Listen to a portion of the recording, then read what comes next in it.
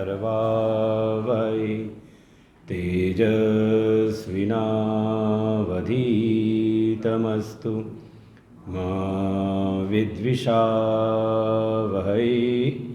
ॐ शान्तिः शान्तिः शान्तिः।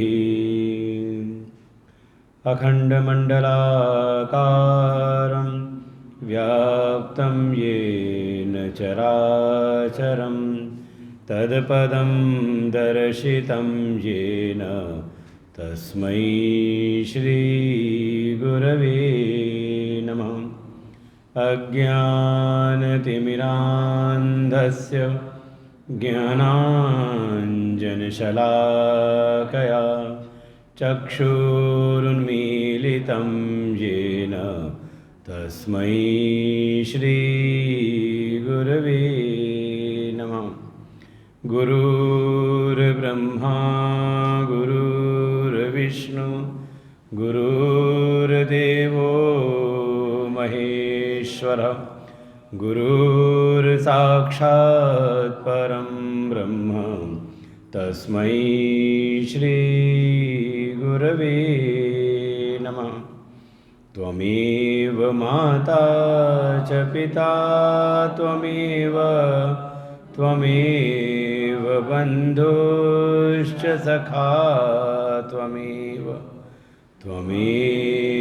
विद्या द्रविणं त्वमेव सर्वं मम देवदेव। गजाननं भूतगणादिसेवितं कपित्थजम्बूफलचारुभक्षणम् उमासुतं शोकविनाशकारकं नमामि विघ्नेश्वरपादपङ्कजं।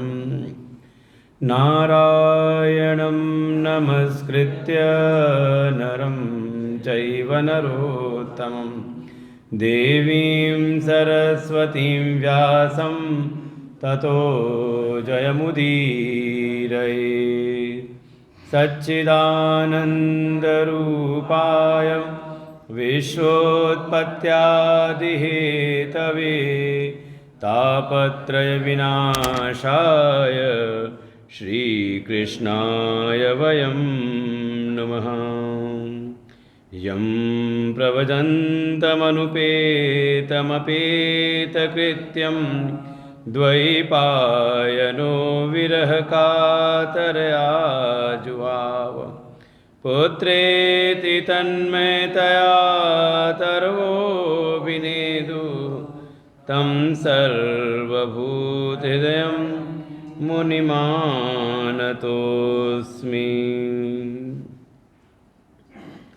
करारविन्देन पदारविन्दं मुखारविन्दे विनिवेशयन्तं वटस्य पत्रस्य पुटे शयानं बालं मुकुन्दं मनसा स्मरामि। श्रीकृष्ण गोविन्द हरे मुरारी हे नाथ नारायण वासुदेव। जिह्वे पिब स्वामृतमेतदेव गोविन्द दामोदर माधवेति। विक्रेतु कामाखिलगोपकन्या मुरारिपादार्पितचित्तवृत्ति। दध्यादिकं मोहवशादवोचत् गोविन्द दामोदर माधवेति। गृहे गृहे गोपवधू कदम्बा सर्वे मिलित्वा समवाप्य योगं। पुण्यानि नामानि निपठन्ति नित्यं गोविन्द दामोदर माधवेति सुखं शयानानिलये निजेऽपि नामानि विष्णो प्रवदन्ति मर्त्यां तेने निश्चितं तन्मयतां व्रजन्ति गोविन्द दामोदर माधवेति जिह्वे सदैवं भज सुन्दराणि नामानि कृष्णस्य मनोहराणि समस्तभक्तार्तिविनाशनानि गोविन्द दामोदर माधवेति सुखावसाने त्विदमेव सारं दुःखावसाने त्विदमेव गेयं देहावसाने त्विदमेव जाप्यं गोविन्द दामोदर माधवेति जिह्वे रसज्ञे मधुरप्रिया त्वं सत्यं हितं त्वां परमं वदामि आवर्णयेथा मधुराक्षराणि गोविन्द दामोदर माधवेति त्वामेव याचे मम देहि जीवे समागते दण्डधरे कृतान्ते वक्तव्यमेवं मधुरं सुभक्त्या गोविन्द दामोदर माधवेति श्रीकृष्ण राधा वरगोकुलेश गोपाल गोवर्धननाथ विष्णु जिह्वे पिबस्वामृतमेतदेव गोविन्द दामोदर माधवेति श्रीकृष्ण गोविन्द हरे मुरारे हे नाथ नारायण वासुदेव श्रीकृष्ण गोविन्द हरे मुरारे हे नाथ नारायण वासुदेव हे नाथ नारायण वासुदेव हे नाथ नारायण वासुदेव जन्माद्यसतोऽन्वयादितर्त चार्थेषु भिज्ञस्वराट् तेने ब्रह्महृदाययादिकवये मुह्यन्ति यत् सूरयः तेजो वारिमिदां यथा विनिमयो यत्र त्रिसर्गो मृषा धाम्ना स्वेन सदा निरस्तकुहकं सत्यं परमधीमहि सत्यं परमधीमहि।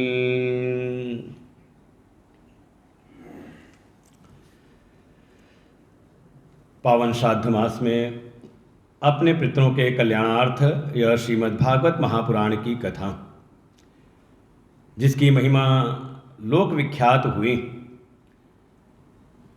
भाति त्रिषु लोकेषु, तीनों लोकों में जिसका प्रकाश हुआ, कि ऐसी यह पवन पावनी कथा है। बच्चों कह दो बाहर लेके जाए बाद में।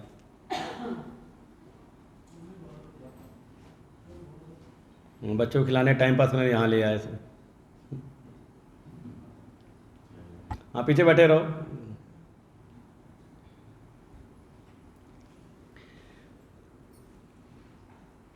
बोल सच्चिदानंद भगवान की जय।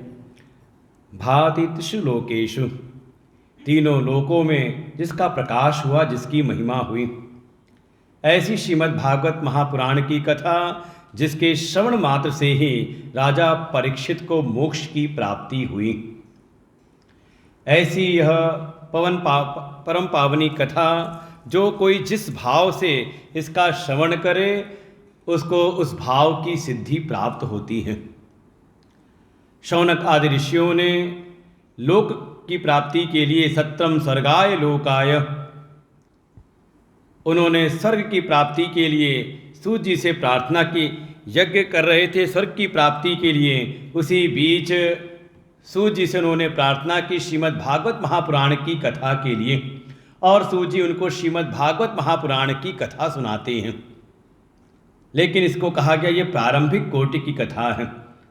अगर इस श्रीमद् भागवत का श्रवण कोई लोक के कल्याण, लोक की प्राप्ति के लिए भी करे तो भी उसको लोक की, स्वर्ग आदि लोकों की प्राप्ति, यहाँ तक कि वर्णन है कि भगवत लोक की प्राप्ति उसको हो जाती है। लेकिन परम गति इसको नहीं माना।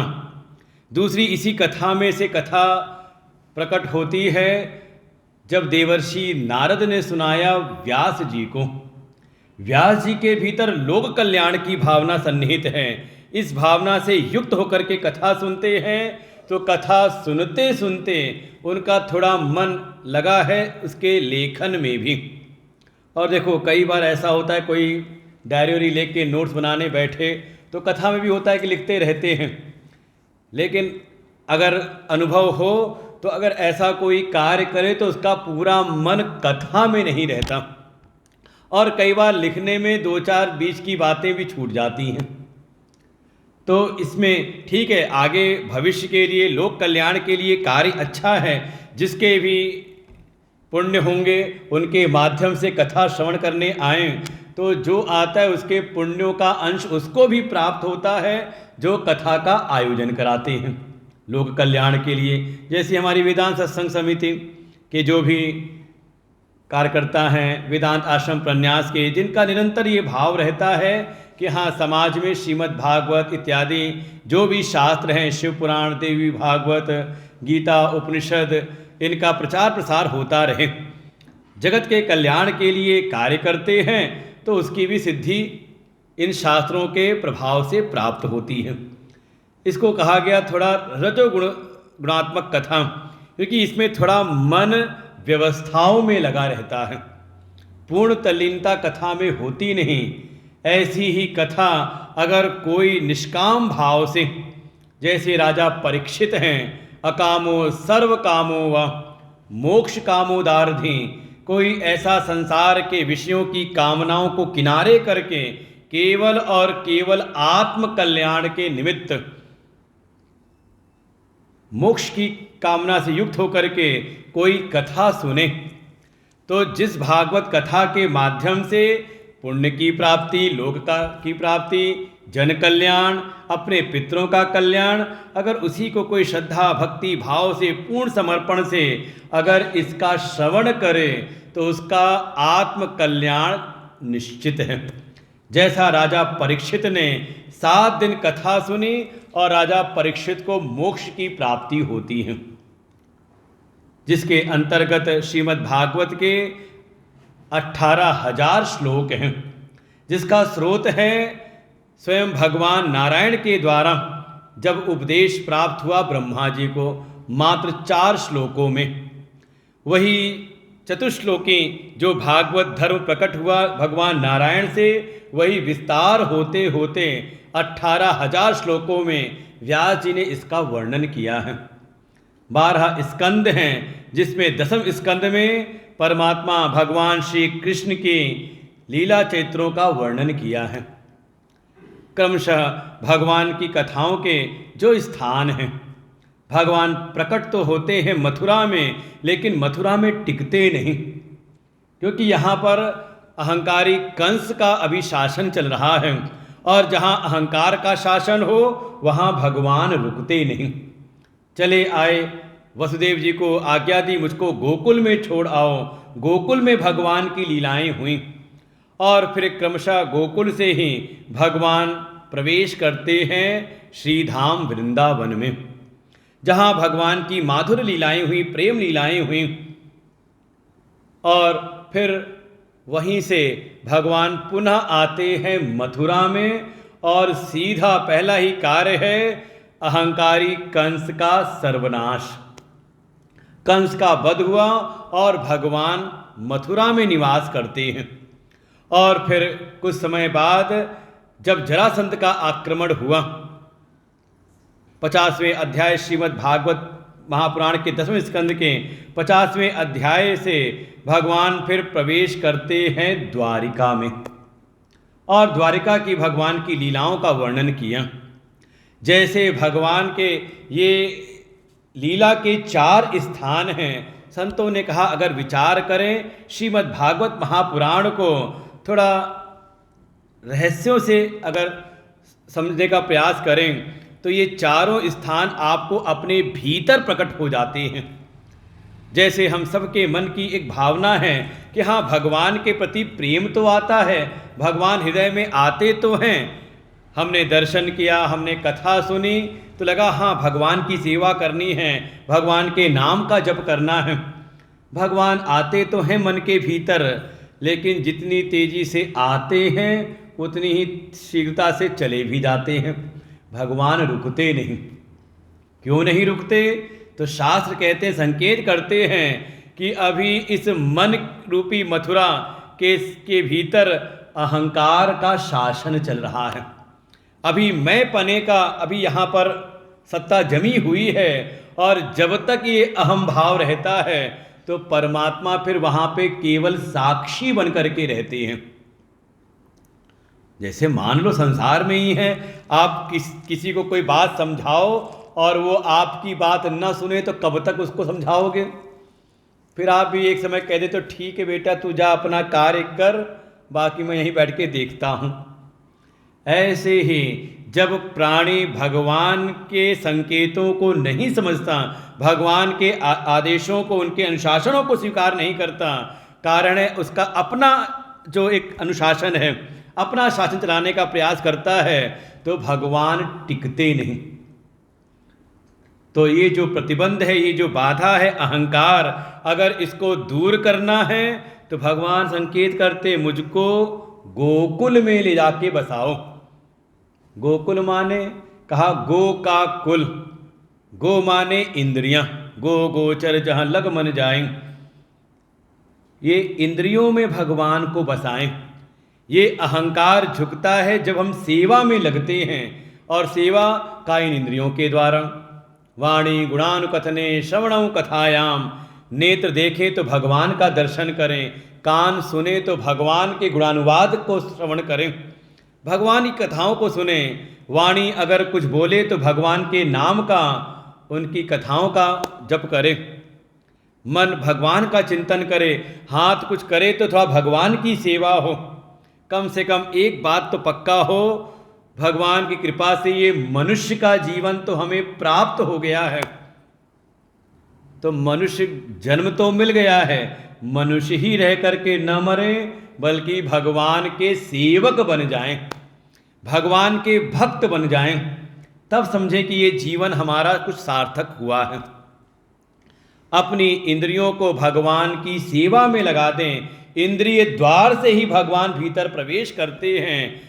इंद्रियों से को भगवान की सेवा में लगा देना ही भगवान को गोकुल में बसाना है। और जब कोई सेवा करे तो सेवा का ही परिणाम है। देखो, जिसकी भी आप सेवा करते हो ना, सेवा करते करते ही उससे अपनापन हो जाता है।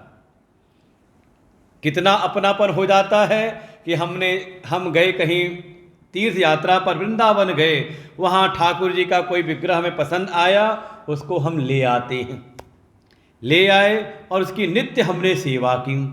सेवा करते करते सालों बीते, संजोग ऐसा हुआ कि वो कहीं से कुछ खंडित हो गया। शास्त्र का विधान है कि विग्रह खंडित हो जाए तो उसकी जगह दूसरा स्थापित करके उसका विसर्जन कर दें, लेकिन हमने देखा है भगत लोग तैयार नहीं होते। कहते इतने सालों से हमने सेवा की है, इसको कैसे हम छोड़ दें? और फिर अनेकों प्रकार के तर्क वहाँ पे रखना शुरू कर देते हैं। तो लगता है देखो ये अपनापन कैसे हुआ है, का सेवा करते करते। अच्छा, आप ले करके आओ कोई विग्रह और अलमारी में रख दो और सेवा ना करो तो कुछ दिन में कोई और आए तो उठा करके ले जाते हो। अरे कितनी बार तो ऐसा होता है कि कोई मांगे तो आप देने को तैयार नहीं होते, तो कह दोगे आप कि तुम्हारे लिए हम दूसरा ले आएंगे, ये वाला नहीं देंगे। क्यों? क्योंकि इससे हमारा अपनापन हो गया है, और ये अपनापन हो जाना ही, इसी का नाम है भक्ति। भगवान से अगर अपनापन नहीं, कोई संबंध अनुभूति अगर नहीं है, तो समझें अभी भक्ति में कुछ कमी सी है। और ये होता है सेवा करते करते ही। इसीलिए भगवान गोकुल के रास्ते अर्थात इंद्रिय द्वार से ही भगवान प्रवेश कर जाते हैं हृदय रूपी वृंदावन में, जहाँ भगवान की प्रेम लीलाएं होती हैं। और वास्तव में देखें तो जो हृदय है ना, हृदय को संसार के पदार्थों की चाह नहीं होती।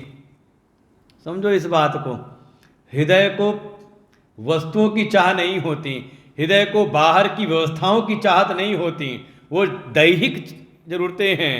हृदय को तो आवश्यकता होती है अपनेपन की, प्रेम की। और जहाँ आपको अपनापन मिल जाए, व्यवस्था न भी मिले, आप रह लेते हो आराम से। और कहीं ऐसा आप पहुँच जाओ जहाँ पर आपको सुविधाएं व्यवस्थाएं सब मिलें, लेकिन अपनापन ना मिले, प्रेम ना मिले, तो आपको जल्दी वहाँ की व्यवस्थाएं रास नहीं आती। बस मन होता है कि कब यहाँ से निकलें। है कि नहीं? होता है कि नहीं?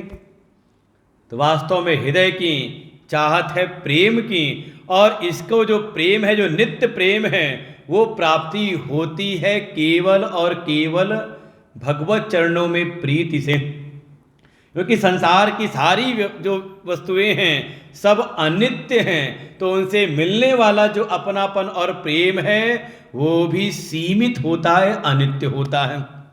और हृदय में चाहत है नित्य प्रेम की, तो वो तो केवल मिलता है नित्य प्रभु से, जो अविनाशी हो, विनाशी से नहीं। और जब भगवान हृदय में आ जाए, हृदय का प्रेम प्रभु से हो जाए, तब देखो ये जो अहंकार है, ये अहंकार मिटता है।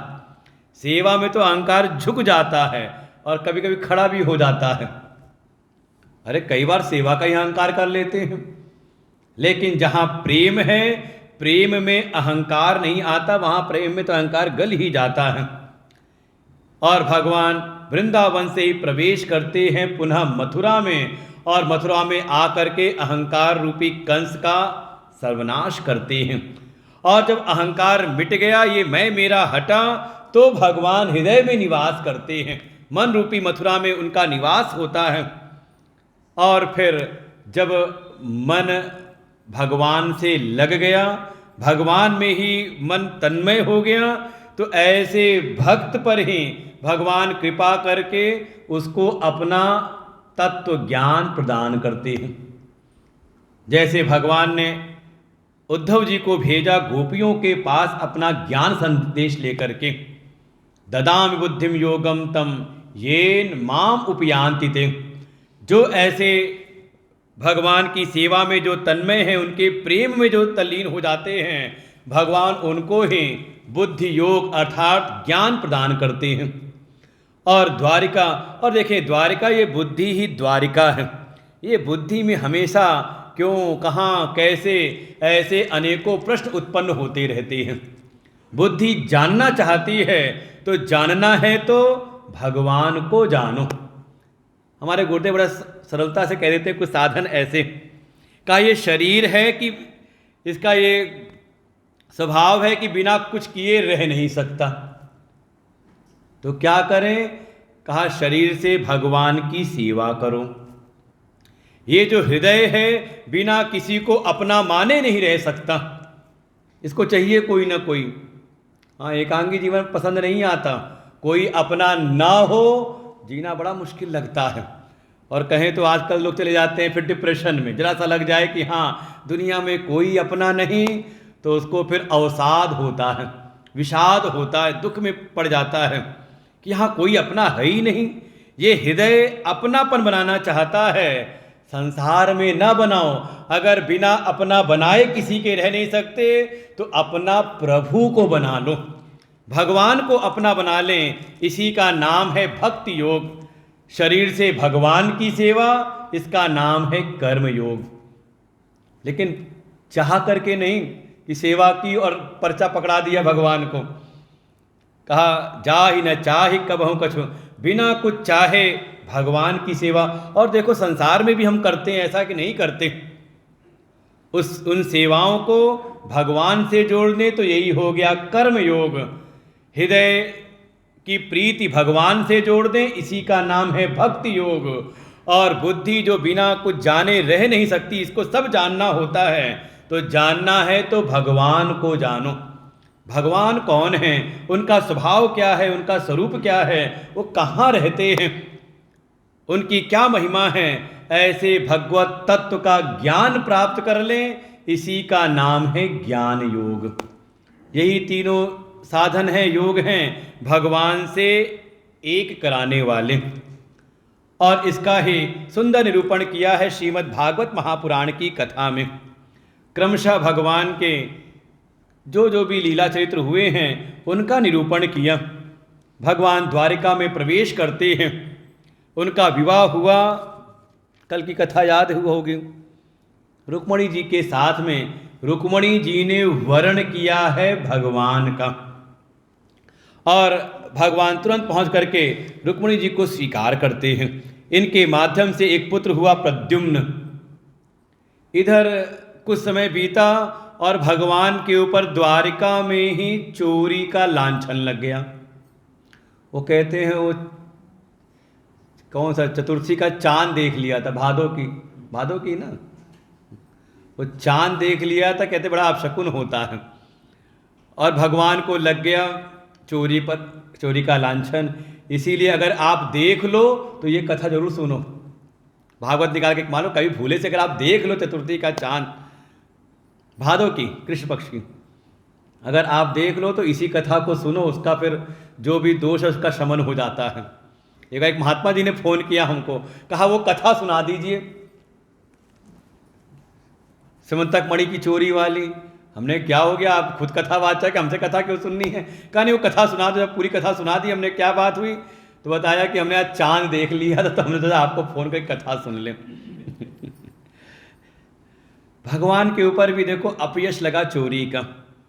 लगता है जैसे भगवान मनुष्यों की लीला करते हुए हम सबको संकेत करते हैं कि अगर ये मनुष्य शरीर में कोई आता है तो इसके जो भी दोष गुण धर्म हैं उन सबको उसको सहन करना पड़ता है।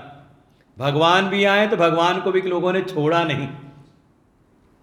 और इस मणि की खोज में ही एक सत्राजित नाम के मंत्री हैं, उनके पास एक समंतक मणि थी जो नित्य ही 8 बार स्वर्ण दिया करती थी। कभी राज्यसभा में भगवान ने प्रस्ताव रखा कि राज्य में अगर कोई कीमती वस्तु हो तो उसको राजकोष में समर्पित कर देना चाहिए, उससे राज्य के शासन और व्यवस्था में प्रजाओं के पोषण के लिए कार्य में आ सकती है। लेकिन भगवान के कहने पर वो सत्राजित ने दिया नहीं राजकोष में, लेकिन भाई ने मांगा तो भाई को सहज दे दिया। देखो यही है ममत्व। और परिणाम स्वरूप, और ये मणि जिसके पास रही है वो दुखी रहा है। सत्राजित का भाई प्रसेनजीत लेकर गया, वहां गया था शिकार खेलने, और वहां सिंह ने आक्रमण किया, प्रसेनजीत की मृत्यु हो गई, मणि मिली नहीं। सत्राजित ने कहीं द्वेष के कारण समझ लिया कि देखो कन्हाई की नज़र थी मणि पर, मैंने दिया नहीं, तो घुमा दूसरी तरह से उसने लगता है मेरे भाई का वध करके मणि को चुरा लिया है। जब ये खबर पहुंची कन्हाई के पास में, कुछ मंत्रियों को लेके चले गए मणि की खोज में, और मणि की खोज करते करते गुफा में प्रवेश करते हैं। देखा क्या कि वहाँ एक कन्या मणि से खेल रही है। जो जाके मणि लेने को हुए, कन्या रोने लगी। आ गए उनके पिताजी, सतयुग के प्राणी हैं जामवंत जी, उनकी कन्या है जामवंती, और जामवंत जी के साथ में भगवान का फिर घोर युद्ध होता है। 28 दिन युद्ध चला है, और 28वें दिन जब भगवान ने पटकनी दी ना, जब मारना पीटना शुरू किया है, एक एक हड्डी जवाब देने लगी, जामवंत जी को होश आ गया, ये प्रभु के अलावा कोई और हो नहीं सकते। हे प्रभु, मैं आपके शरणागत हूँ, आप ही मेरे प्रभु श्री राम इस रूप में आए हुए हैं, क्या आज्ञा है, सेवा बताइए। और देखो कभी कहते हैं ना कि संसार में अगर पिटाई होने के बाद भी भगवान की याद आ जाए तो समझ लो भगवान की कृपा है। यहाँ तो लोग पिटते ही रहते, दुनिया की किष्किंधा कांड में है ना, जिसको जिसको लात पड़ी वो भगवान के पास पहुँच गया। ये संसार की चोट लगना भी समझ लो भगवान की कृपा है, अगर भगवान की ओर उन्मुख करा दे। भगवान ने कहा, मणि के बारे में कहा, जामवंत जी ने कहा मैंने ये मणि पाई थी, अपनी कन्या को दे दें, आप मेरी कन्या से विवाह कर लिए, साथ में मणि भी ले जाइए। भगवान का विवाह हो गया जामवंती जी के साथ में। इधर जब मणि का सारा रहस्य भेद खुल गया, अब तो चारों तरफ द्वारिका में सत्राजित की थू थू होने लगी, कोई उनसे बातचीत व्यवहार नहीं करता। क्या करें, उन्होंने भी अपनी कन्या सत्यभामा का विवाह कर दिया भगवान के साथ कि भगवान मेरे संबंधी हो जाएंगे तो कोई मेरा तिरस्कार नहीं करेगा। तो भगवान का तीसरा हुआ सत्यभामा के साथ में। एक समय अर्जुन के साथ यमुना जी के तट पर विहार कर रहे थे। अर्जुन ने देखा एक देवी तपस्या कर रही हैं, जाके पूछा उनकी तपस्या के विषय में। उन्होंने बताया भगवान श्री कृष्ण की प्राप्ति के लिए तप कर रही हूँ। अर्जुन ने भगवान से प्रार्थना की और भगवान का फिर चौथा विवाह हो गया कालिंदी जी के साथ में। यमुना की अधिष्ठात्र देवी हैं, उज्जैन के राजा हैं विंद, उनकी कन्या है मित्रविंदा। कन्या का स्वयंवर चल रहा था, भगवान श्री कृष्ण आए, मित्रविंदा ने भगवान का वर्ण किया। ऐसे ही कौशल देश के राजा हैं नग्नजित, जिनकी कन्या है नग्नजिति। स्वयंवर के लिए एक प्रण किया, उनके पास 7 बैल थे, ऐसे बैल कि जिनको कोई नाथ नहीं पाता था। उन्होंने यही प्रण कर दिया कि जो कोई भी इन 7 बैलों को नाथ देगा उससे अपनी कन्या का विवाह करूंगा।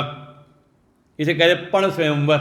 ऐसा स्वयंवर सभी आए, कोई सफल हुआ नहीं। भगवान आए, एक ही रस्सी में 7 को नाथ दिया, तो भगवान का विवाह हो गया नग्नजिति के साथ में।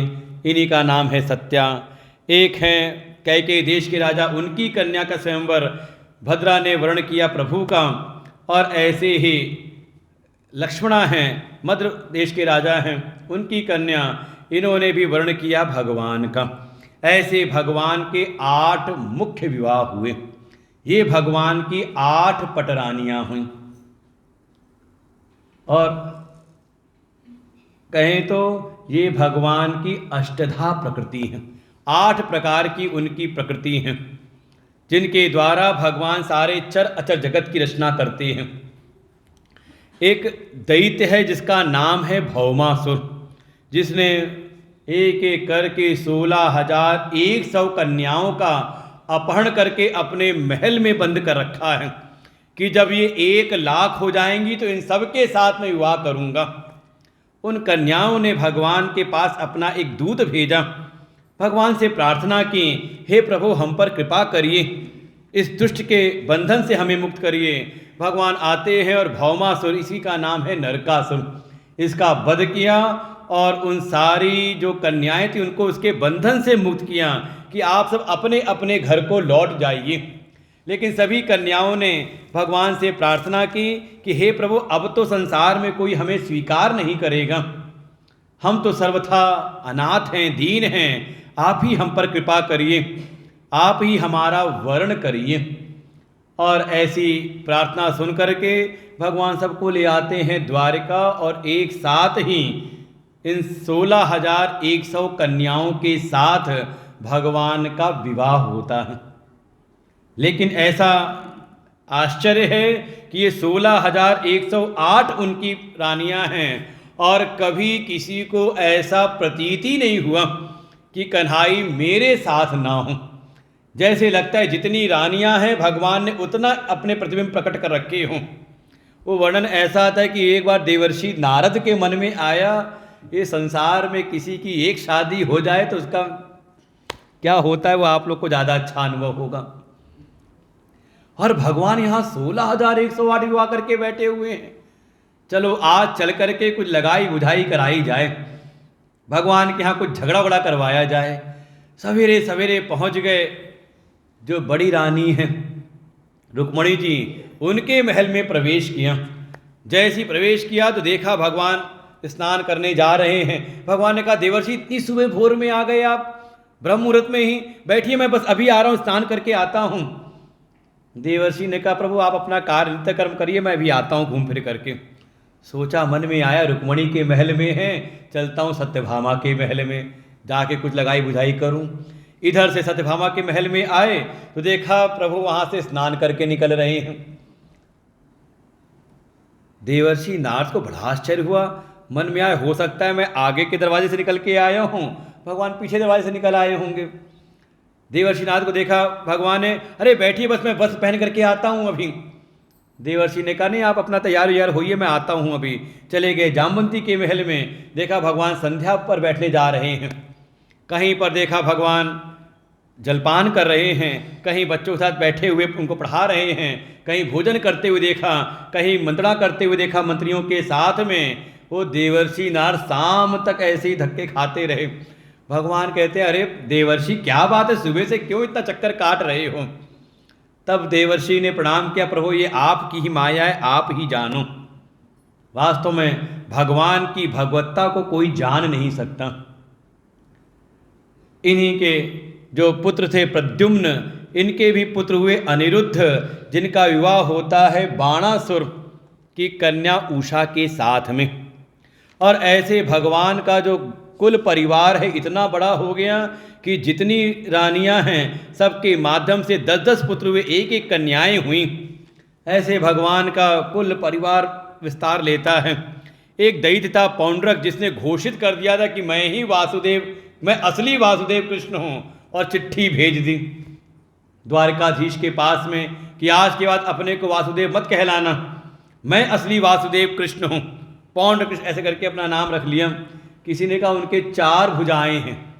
उसने कहा इसमें कौन सी बात है, बुलाया होगा बढ़ई को, कहा 2 हाथ पीछे लगा दो नकली। किसी ने उनके पास सुदर्शन चक्र है, एक लोहार को बुला के चक्र भी बनवा लिया उसने। भगवान आ करके इस पौंड्र का भी वध करते हैं। एक द्विविद नाम का एक दैत्य है, उसका भगवान ने वध किया। एक समय भगवान की सभा में 2 दूत आए और श्रीशुकुवाच राजदूते वृत्त्येयं देवर्षि परमद्युतिः बिभृत पिंगजटाभारं प्रादुरासीदिथारवि। 2 दूत आए भगवान की उस सभा में और वहाँ पर विचार होने लगा। एक दूत आया था इंद्रप्रस्थ से, कि इंद्रप्रस्थ से दूत आया, सूचना दी कि जो राजा युधिष्ठिर हैं वो रासु यज्ञ कर रहे हैं और आपको निमंत्रण भेजा है कि आप आइए, आपके संरक्षण में ही हम ये यज्ञ संपादित करें। और दूसरा दूत आया मगध से।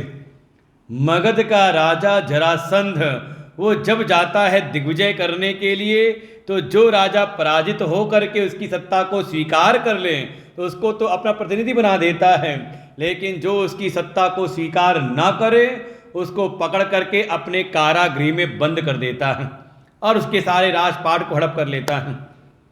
ऐसे ही सैकड़ों जो बंदी राजा थे उन सब ने एक ब्राह्मण देवता को दूत बना करके भेजा है द्वारिका में, और वो सभा बैठी है। वहाँ विचार होने लगा कि कहाँ पहले चलना चाहिए। तो वहाँ भगवान की सभा में भी 2 दल बन गए।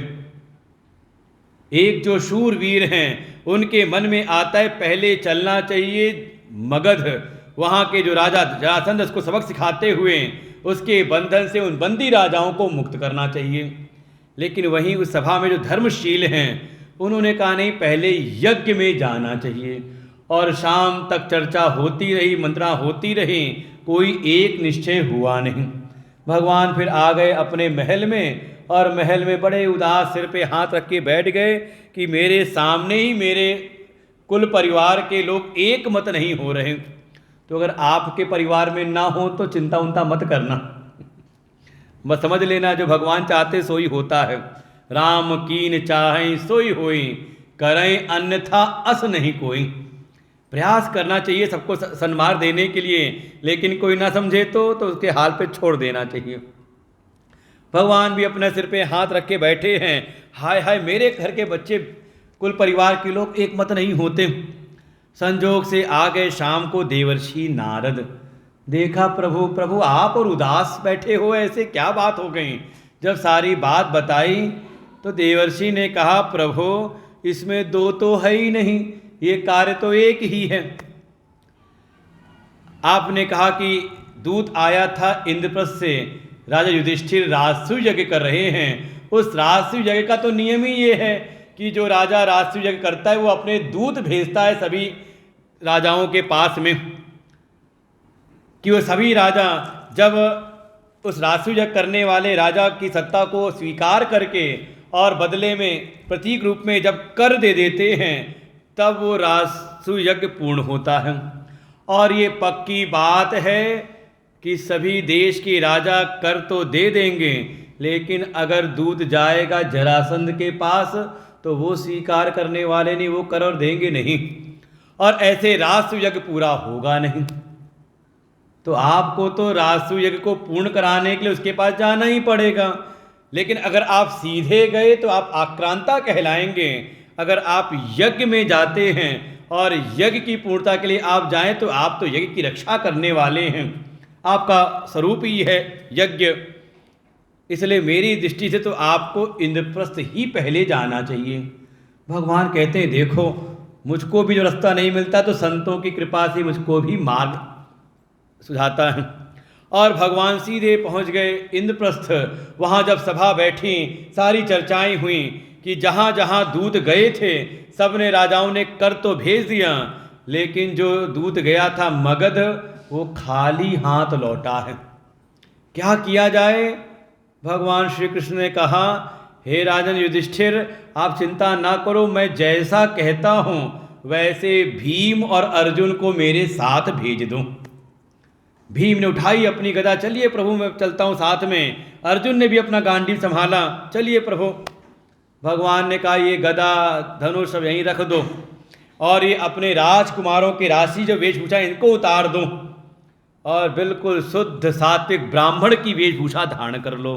धोती पहन लो, एक अंगवस्त्र डाल लो, जनेऊ थोड़ा बढ़िया मोटा सा कर लो और तिलक उलक लगा करके कमंडल और सुमिरनी लेके मेरे साथ चलो ब्राह्मण के वेश में। और स्वयं भगवान भी ब्राह्मण वेश हो गए और भीम अर्जुन को लेके पहुंच गए जरासंध के द्वार पर। भिक्षा की याचना की, सेवक आए। भगवान ने कहा, सेवकों से हम भिक्षा नहीं लेंगे, अगर तुम्हारे राजा भिक्षा देने को तैयार हों तब तो हम कुछ बात कहें। सूचना मिली जरासंध को, जरासंध स्वयं आता है। हाँ बताओ क्या भिक्षा चाहते हो आप? मैं ही मगध का राजा जरासंध हूँ। श्री भगवान उवाच, युद्धम नु देहि राजेन्द्र द्वंद्वशो यदि मन्यते, युद्धार्थिनो वयं प्राप्ता राजन्यानान्यकांक्षिणः। भगवान कहते हैं, हे राजन, अगर आप हमें भिक्षा देना चाहते हैं तो हम युद्धार्थी हैं, युद्ध की भिक्षा चाहते हैं, उसके अतिरिक्त कुछ और हमें कोई आकांक्षा नहीं है।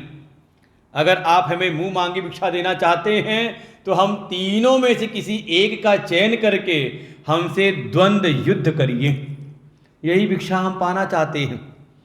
वो जरासंध ने जब पहले ही देखा था, वो हैं तो ब्राह्मण, लेकिन उनका शारीरिक डील डॉल देखा तो उनको उसको आश्चर्य तो हुआ था कि ये देख करके तो लगता है जैसे कोई युद्धार्थी हों, जैसे कोई योद्धा हों।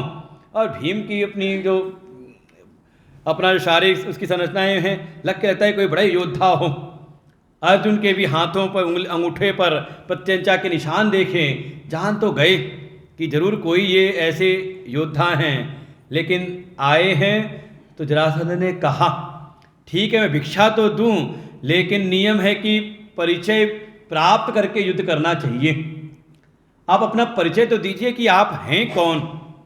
जैसे ही परिचय पूछा, भगवान कहते हैं पहले भीम का ही परिचय दिया। असौ वृकोदर पार्थ, अरे ये विशाल पेट वाले जो हैं, भगवान भीम की परिचय यही था, ये विशाल जो पेट वाले हैं, विशाल काय जो हैं, यही पांडुनंदन भीम हैं। और इसके दूसरी तरफ जो मेरे खड़े हैं, ये इसी का भाई है अर्जुन, गांडीव धनवा अर्जुन हैं। और मुझको नहीं पहचाना, अनयोर मातुलेयम माम कृष्ण जानी ते रूपम, अरे मुझको पहचाने, मैं इनका मेरा भाई हूँ, तुम्हारा पुराना शत्रु कृष्ण जैसे ये बात सुनी जोर से ठाके लगाता है, मैं जान गया तू ही ऐसा छल कपट कर सकता है, लेकिन तू मेरे पास आया है भिक्षा के लिए, तो द्वंद्व युद्ध की भिक्षा तो मैं दूंगा, तुझसे तो मैं लड़ूंगा नहीं, क्योंकि तू मेरे सामने पीठ दिखा के भाग चुका है, कायरों से मैं युद्ध नहीं करता। ये जो अर्जुन हैं, अर्जुन भी मेरे शारीरिक बल के सामने कहीं टिकते नहीं। ठीक है, धनुर्विद्या में ये पारंगत हैं, लेकिन मेरे शारीरिक बल के सामने ये एक आध दो दिन भी टिक पाना बड़ा मुश्किल है। थोड़ा बहुत ये भीम दिखाई देते हैं, शायद कुछ दिन टिक पाए मेरे साथ।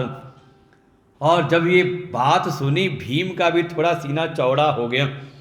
कहता चलो किसी ने तो कम से कम प्रशंसा की मेरे बल की, जिसको देखो जो आता है वो अर्जुन की प्रशंसा करता है, चलो आज किसी ने तो पहचाना।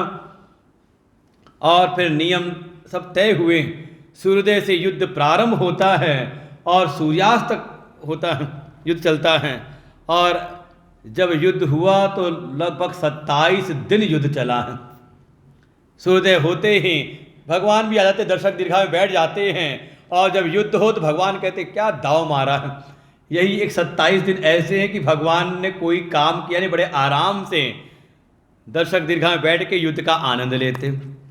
27वें दिन जरासंध ने जब पटकना शुरू किया, पीटना शुरू किया भीम को, भीम तो बार बार देखते सूर्य कब अस्त होगा, कब ये सूर्य ढलेगा ये। और जैसी सूर्यास्त हुआ, युद्ध विराम लेता है, अपने शिविर में पड़े हैं भीम। भगवान आए अर्जुन के साथ में मिलने के लिए, और भीम कैसे हो, ठीक ठाक हो। भीम ने कहा प्रभु बस आज तो जान बच गई, चलिए यहाँ से भाग चलते हैं। भगवान ने कहा अरे लड़ोगे नहीं उसके साथ में, और लड़ोगे नहीं, पराजित नहीं करोगे तो यज्ञ कैसे संपूर्ण होगा। भीम ने कहा प्रभु जान है तो जहान है, जान रहेगी तो इसके मरने के बाद कभी और कर लेंगे ये यज्ञ वज्ञ। अगर कल मैं गया, आज तो जान बच गई, कल बड़ा मुश्किल है, शायद सूर्यास्त में देख पाऊँ ना देख पाऊँ, वो बहुत बलशाली है। भगवान ने कहा तुमने क्या हल्के में समझ लिया था, मेरा पुराना शत्रु है वो। लेकिन भीम तुम एक गलती करते हो, तुम जिससे लड़ते हो उसी में अपने मन को क्यों लगाए रहते हो। बगल में मैं भी तो बैठा रहता हूँ, बीच बीच में मेरी ओर भी देख लिया करो। वो जैसे भगवान ने युक्ति दी, अगले दिन भीम लड़ते तो हैं जरासंध से, लेकिन बीच में कढ़ाई की ओर देखते हैं, और भगवान ने देखते हुए तिनका उठाया, उसके 2 टुकड़े करके अलग अलग कर दिए। जैसे युक्ति मिली, भीम ने पटका और उसको बीच से चीर के 2 हिस्से कर दिए। लेकिन जैसे अलग अलग किया, वो देखा आकर के फिर जुड़ गया और जोर से हंसने लगा, ठाके मार करके। भीम को तो लगा अब नहीं मरा तो कैसे मरेगा, लेकिन लड़ते हुए फिर भगवान की ओर देखते हैं। भगवान ने फिर तिनके को चीरा, अब क्या उल्टी दिशा में फेंक दिया। वैसे ही भगवान के इशारे को देख करके भीम ने भी जरासंध को पुनः बीच से चीरा, और अब की बात अंगों को विपरीत दिशा में फेंक दिया, जिससे वो दोबारा जुड़ नहीं पाया और जरासंध का वध हुआ।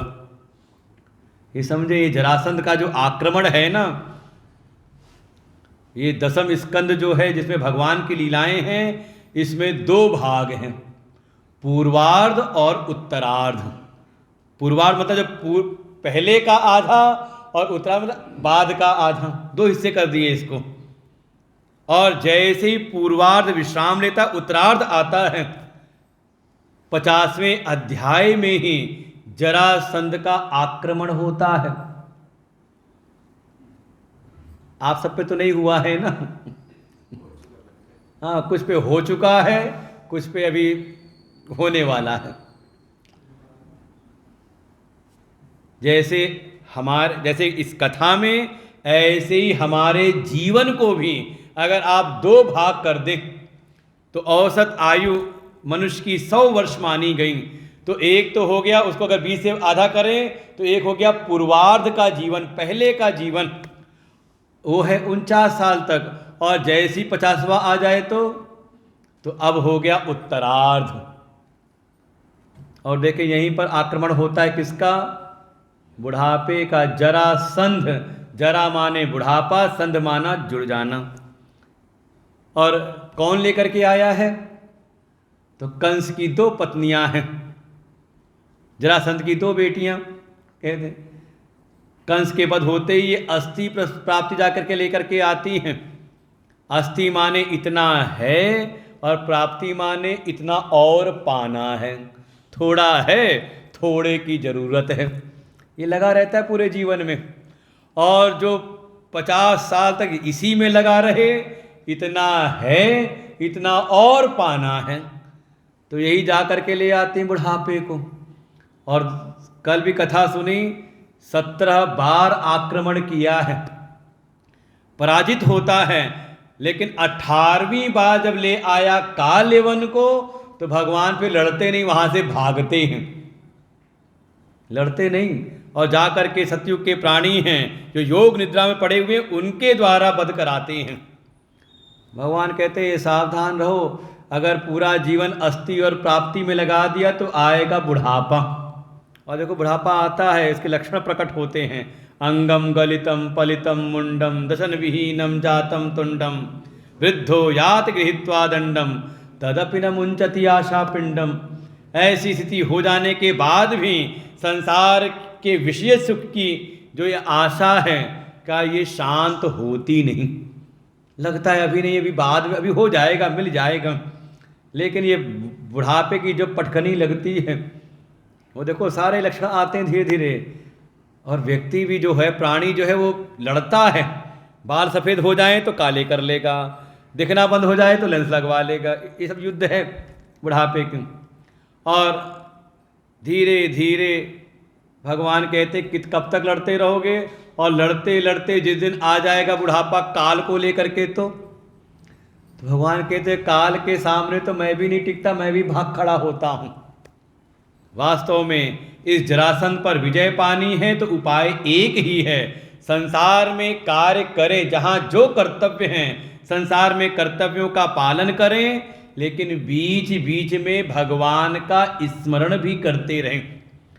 और भगवान का स्मरण कराने का साधन है सत्संग। सत्संग जहाँ पर हम 2 चीज़ों का विवेक करना सीख जाएं। ये सारा जो जगत है ये 2 चीज़ों से मिलकर के बना है, प्रकृति और पुरुष। प्रकृति जड़ है, पुरुष चेतन है। ये जड़ चेतन का विचार करना हमें आ जाए, तो हम विचार तो करते हैं सत्संग में आकर के, लेकिन सत्संग में विचार किया, अलग अलग हुआ, और जैसे ही बाहर गए तो कहीं फिर एक हो जाता है, मिल जाता है। भगवान संकेत कर रहे हैं तब तक सत्संग सुनते रहो जब तक ये अच्छी प्रकार से ऐसे अलग हो जाएं कि दोबारा न मिले। जब तक ये पक्का बोध ना हो जाए, उस चेतन तत्व में निष्ठा ना हो जाए, तब तक सत्संग सुनते रहना। यही उपाय है जरासंध पर विजय पाने की। जरासंध का वध हुआ, सारे बंदी राजाओं को मुक्त कराया। सारे बंदी राजाओं ने भगवान की स्तुति की। कृष्णाय वासुदेवाय हरये परमात्मने प्रणत क्लेश नाशाय गोविंदाय नमो नमः। और ये श्रीमद् भागवत महापुराण का एक महामंत्र हो गया। किसी भी प्रकार की कोई भी विपत्ति हो, संकट हो, इस मंत्र का कोई जप करे, अनुष्ठान करे, तो उसके वो सारे संकट विपत्तियां दूर हो जाती हैं। और बड़ा आसान सा भी है।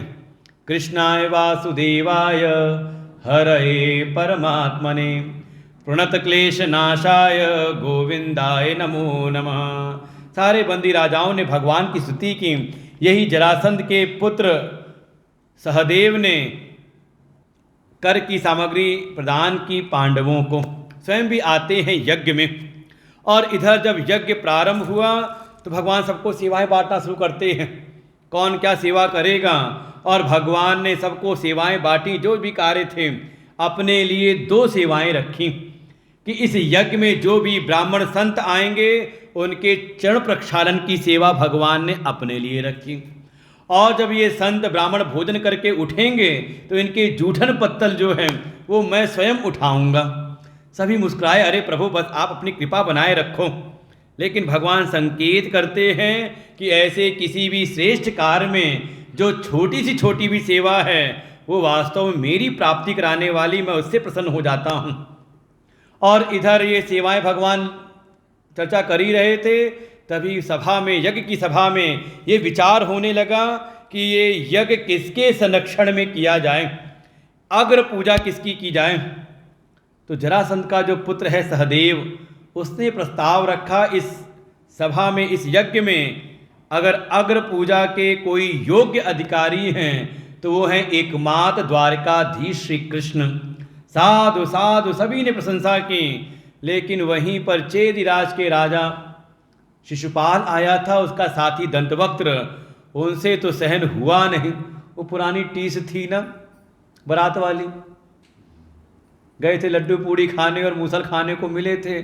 अरे वो जो भीतर की पीड़ा थी, वो खड़े होकर के भरी सभा में सहदेव को भी अपशब्द कहता है, ये तो महामूर्ख है, और देखो किसका नाम लिया है, और खड़े होकर के भगवान को भरी सभा में अपशब्द कहने लगता है। और जैसी 100 गालियां हुई, भगवान ने संकेत किया बस 100 अपराध क्षम्य हैं, लेकिन उसके बाद भी वो रुका नहीं। भगवान ने अपना चक्र चलाया, शिशुपाल की गर्दन कटती है, साथ में उसका साथी है दंतवक्त्र, उसका भी सर काटा, और देखते ही देखते दोनों के शरीर से एक दिव्य ज्योति निकली और जा कर के भगवान के चरणों में समाहित हो जाती है। ये वही थे भगवान के 2 पार्षद जय और विजय, जिनको 3 जन्म असुर बनने का श्राप लगा था। वही पहले बने थे हिरण्याक्ष और हिरण्यकश्यपु। भगवान ने वाराह और नरसिंह अवतार लेकर के इनका उद्धार किया। फिर पुनः यही दोनों बने थे रावण कुंभकर्ण, भगवान राम अवतार लेकर के इनका उद्धार करते हैं। और तीसरी बार यही बने शिशुपाल और दंतवक्त्र, भगवान कृष्ण अवतार लेकर के इनका उद्धार करते हैं। तो जो श्राप था, श्राप पूरा हुआ, तो जहाँ से आए थे ये जय विजय अपने उसी सेवा में पुनः वहाँ प्रस्तुत हो गए। श्रीशुकुवाच कृष्णस्यासि सखा कश्चित् ब्राह्मणो ब्रह्मवित्तमः विरक्त इंद्रियार्थेषु प्रशांतात्मा जितेन्द्रिय यदिच्छयोपपन्नेन वर्तमानो गृहाश्रमी तस्य भार्या कुचैलस्य क्षुक्षामा च तथा विधा। कुछ समय ऐसे ही बीता। भगवान के गुरुकुल के एक मित्र, नाम है सुदामा, ये गृहस्थ आश्रमी हैं, इनकी पत्नी हैं, और इनका जब वर्णन किया कौन है सुदामा, परिचय दिया, तो कहा कृष्णस्यासि सखा कश्चित्, कृष्ण के कोई मित्र हैं। कौन है, तो कहा ब्राह्मणो ब्रह्मवित्तमः, ब्राह्मण कुल में इनका जन्म हुआ है, और केवल नाम के ही ब्राह्मण नहीं हैं बल्कि ब्रह्मवित्तमः, ब्रह्मवेत्ताओं में श्रेष्ठ हैं, ब्रह्म तत्व को जानने वाले हैं। जीवनी कैसी है, विरक्त इंद्रियार्थेषु, दरिद्र नहीं है। और कई बार आजकल ऐसी लीलाएं मंचन करते हैं, इतनी दुर्गति करते सुदामा जी की तो क्या कहा जाए। और सुदामा जी फिर लेके छड़ी लेके मांगने फिरते हैं सबके पास में। ये सब उल्टा ही पुल्टा सब है। भागवत जी में देखें तो यहाँ वर्णन किया है, दरिद्र नहीं है, विरक्त हैं, परम संतोषी हैं, इंद्रियों के विषयों में उनकी कोई आसक्ति नहीं है, विषयों से परम विरक्त हैं, और परिणाम प्रशांत आत्मा, उनका जो चित्त है, जो मन है, वो बिल्कुल प्रशांत है, अच्छी प्रकार से शांत है। जितेंद्रिय परम संयमी हैं। ऐसे सुदामा, इनकी पत्नी है सुशीला। कभी गांव में कोई महात्मा आते, संत आते हैं तो द्वारकाधीश कृष्ण की चर्चा करते, कथा सुनाते हैं। और घर आकर के सुशीला सब जब कथा सुनाती हैं कि आज एक महात्मा आए थे, द्वारकाधीश कृष्ण की महिमा का गायन कर रहे थे, तो सुदामा मुस्कुरा के कहते हैं, अरे वो कृष्ण तो हमारे गुरुकुल के मित्र हैं। अरे मान लो कोई मोदी के साथ पढ़ा हुआ होगा तो स्कूल में, मोदी प्रधानमंत्री हो गए, बड़ी ख्याति, तो कभी कहते होंगे अरे वो हमारे साथ हम पढ़ते थे। अरे कोई हो तो नाम जोड़ते सबके सब। तो बताएं सुदामा कि अरे हमारे गुरुकुल, हम गुरुकुल में साथ पढ़ते थे। तो सुशीला कहती, जब आपके गुरुकुल के मित्र हैं तो आप जाते क्यों नहीं उनसे मिलने के लिए। सुदामा जाने को तैयार नहीं होते, बार बार कहती हैं सुशीला। सुशीला ने कहा, अरे आप जाके उनसे कुछ कहना नहीं, बजा के मिल लेना आप। बड़ी मुश्किल से तैयार हुए। कहा तैयार तो हो गए, लेकिन अपनी पत्नी से कहा मैं जा रहा हूँ, वो द्वारिकाधीश है। अरे राजा के पास जाना हो, इतने दिनों बाद मैं जा रहा हूँ, तो कम से कम कुछ भेंट लेके तो जाना चाहिए। क्या लेकर के जाऊंगा मैं उसके पास में। सुशीला खुश हुई, कम से कम आप तैयार तो हुए जाने को। गई जा कर के मांगती है, 4 घर गई तो 4 मुट्ठी उसको चूड़ा मिला है। लगता है पूरा गांव ही संतोषी ब्राह्मणों का हो। 4 घर से 4 मुट्ठी चूड़ा मिला।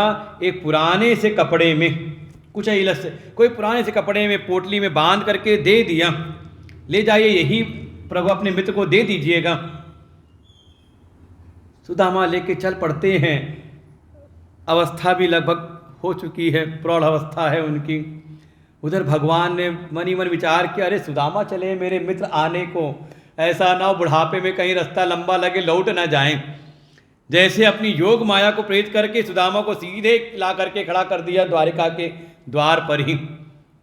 वो थोड़ा थक करके कहीं आराम कर रहे, थोड़ा आराम कर लूँ बगीचे में, तब तक योग माया ने उठा करके उनको द्वारिका के सामने पहुंचा दिया। उठे, चलने को हुए, किसी राहगीर से पूछा ये द्वारिका का मार्ग कौन सा है, द्वारिका जाना है। उसने ऊपर से नीचे देखा, कहा द्वारिका के द्वार के सामने खड़े होकर पूछते द्वारिका का रास्ता कौन से, सीधे जाते क्यों नहीं अंदर। वो सुदामा जी को लगा अभी तो मैं आराम किया था, इतनी जल्दी कैसे पहुंच गया। चलो कुछ भी हो, बुढ़ापे का है, पता नहीं कुछ विस्मृति हो गई हो। अंदर जा करके द्वारपाल को बताया, द्वारपाल सारी घटनाएं होती हैं। जैसे ही पहुंचे भगवान को सूचना मिली, भगवान तो अपने आसन से उठ करके जा करके द्वार पर ही स्वागत करते हैं और अपने सिंहासन पर ला करके बैठाया है। सारी जो रानियां हैं वो आने लगती हैं, रुक्मिणी जी ने उनकी आरती वारती की, सब सेवा हुआ करते हुए। भगवान ने भी कहा बड़े दिनों बाद आना हुआ। और ऐसे ही सब कुछ करते हुए थोड़ा समय बीता। एक दिन जब जाने लगे वापस, तो भगवान ने कुछ दिया हुआ नहीं। क्यों नहीं दिया? क्योंकि सुदामा जी कुछ चाहते ही नहीं थे। जो पुराने कपड़े थे वही ला करके वापस दे दिया है। और जब सुदामा चलते हैं, जो कृष्ण का प्रेम मिला उनको, प्रेम से भाव विभोर होकर के, क्वाहम दरिद्र पापियान क्व कृष्णाशी निकेतन ब्रह्म बंधुर इति स्माहम बहुभ्याम परिरमिता। कहने देखो कैसा मैं दरिद्र हूँ और मेरा मित्र कृष्ण देखो श्रीनिकेतन, समस्त ऐश्वर्यों से युक्त, और देखो कितने दयालु हैं। मेरा मित्र कृष्ण कितना कृपा मुझ पर उसने की, कितना दया की मुझके ऊपर। अधनोयम धनम प्राप्य माद्य उच्चैर्न माम स्मरेत इति कारण को नूनम धनम में भूरि ना ददात। ये नहीं कि इतना रखा पड़ा था, कुछ दिया नहीं, खाली हाथ भेज दिया मेरे को। जो सुदामा मन ही मन कहते हैं मेरा मित्र कृष्ण कितना दयालु, कितना करुणा करने वाला है, मुझ निर्धन को कुछ दिया नहीं, कि कहीं ऐसा ना हो ये धन पा करके कहीं मैं कृष्ण को विस्मृत ना कर दूं, मेरा हृदय कहीं कृष्ण को भूल ना जाए सांसारिक धन को पा करके। इसीलिए कृष्ण कितना कृपालु है, कितना करुणा करने वाले हैं कि उन्होंने मुझको कुछ दिया नहीं। वास्तव में सुदामा ने चाहा नहीं तो भगवान ने दिया भी नहीं। किसको दिया? का जो चाहती थी उनकी पत्नी। इधर विचार अपना मन में विचार करते करते, कृष्ण की का चिंतन करते करते जैसे ही अपने गांव पहुंचे तो देखा क्या, वहाँ वैसे ही महल जैसे द्वारिका के महल थे, जैसे रातों रात ही सारे गांव का कायाकल्प हो गया। वो सारी झुग्गी झोपड़ियाँ हट गई, वहाँ द्वारिका जैसे महल। सुदामा को लगा कहीं ऐसा तो नहीं घूम के वापस द्वारिका पहुँच गया। लेकिन जब तक लौटने को हुए, वो सुशीला ने भेजा अपने बच्चे को जाके बुला के ले आओ, यही अपना महल है। और जब देखा, सब खबर मिली, तो कहा देखो प्रभु ऐसे हैं कि सब कुछ दे देते हैं लेकिन जताते भी नहीं। भाई सुशीला ने चाहा था तो सुशीला को जो चाहा था सो प्राप्त हुआ, लेकिन ऐसे सुदामा हैं विरक्त इंद्रियार्थेषु। इनकी कथा सुनाई। कुछ समय ऐसे ही बीता। एक समय लगा सूर्य ग्रहण, जैसे भी लगा चंद्र ग्रहण लगा था, सूर्य ग्रहण लगा। तो सूर्य ग्रहण के समय सब गए हैं, कुरुक्षेत्र में इकट्ठा हुए हैं। स्वयं भगवान द्वारिका से आते हैं कुरुक्षेत्र में, साथ ही सारे ये जितने भी ब्रजवासी हैं ये सब भी आए और भगवान की यहाँ भेंट हुई है नंद बाबा से, यशोदा मैया से और ब्रज की गोपिकाओं से भी भेंट हुई। भगवान पूछते हैं, अरे तुम उसको याद करती हो कि नहीं याद करती हो? गोपियों ने मन ही मन का उल्टा चोर कोतवाल को डांटे। ऐसे हास परिहास वहाँ पर हुआ। धीरे धीरे समय बीतता है। भगवान जा कर के महाभारत के युद्ध में अर्जुन पांडवों को निमित्त बना करके दुष्टों का संहार करते हैं। धीरे धीरे समय बीता। भगवान ने विचार किया कि मेरे अवतार का जो प्रयोजन था, विनाशाय च दुष्कृताम, मैंने संसार के दुष्टों का विनाश तो कर दिया, लेकिन ये जो मेरे यदुवंश के जो लोग हैं जिनको मेरा आश्रय प्राप्त हैं, ये सारे जगत में अजेय हैं, इनको कोई जीत नहीं सकता। और इस कारण से इनके भीतर भी मद उत्पन्न हो गया है।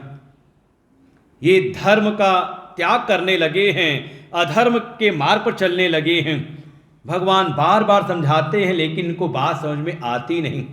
तब भगवान ने यदुवंश के संहार की लीला रचते हुए और माध्यम बनाया संतों के श्राप को ही।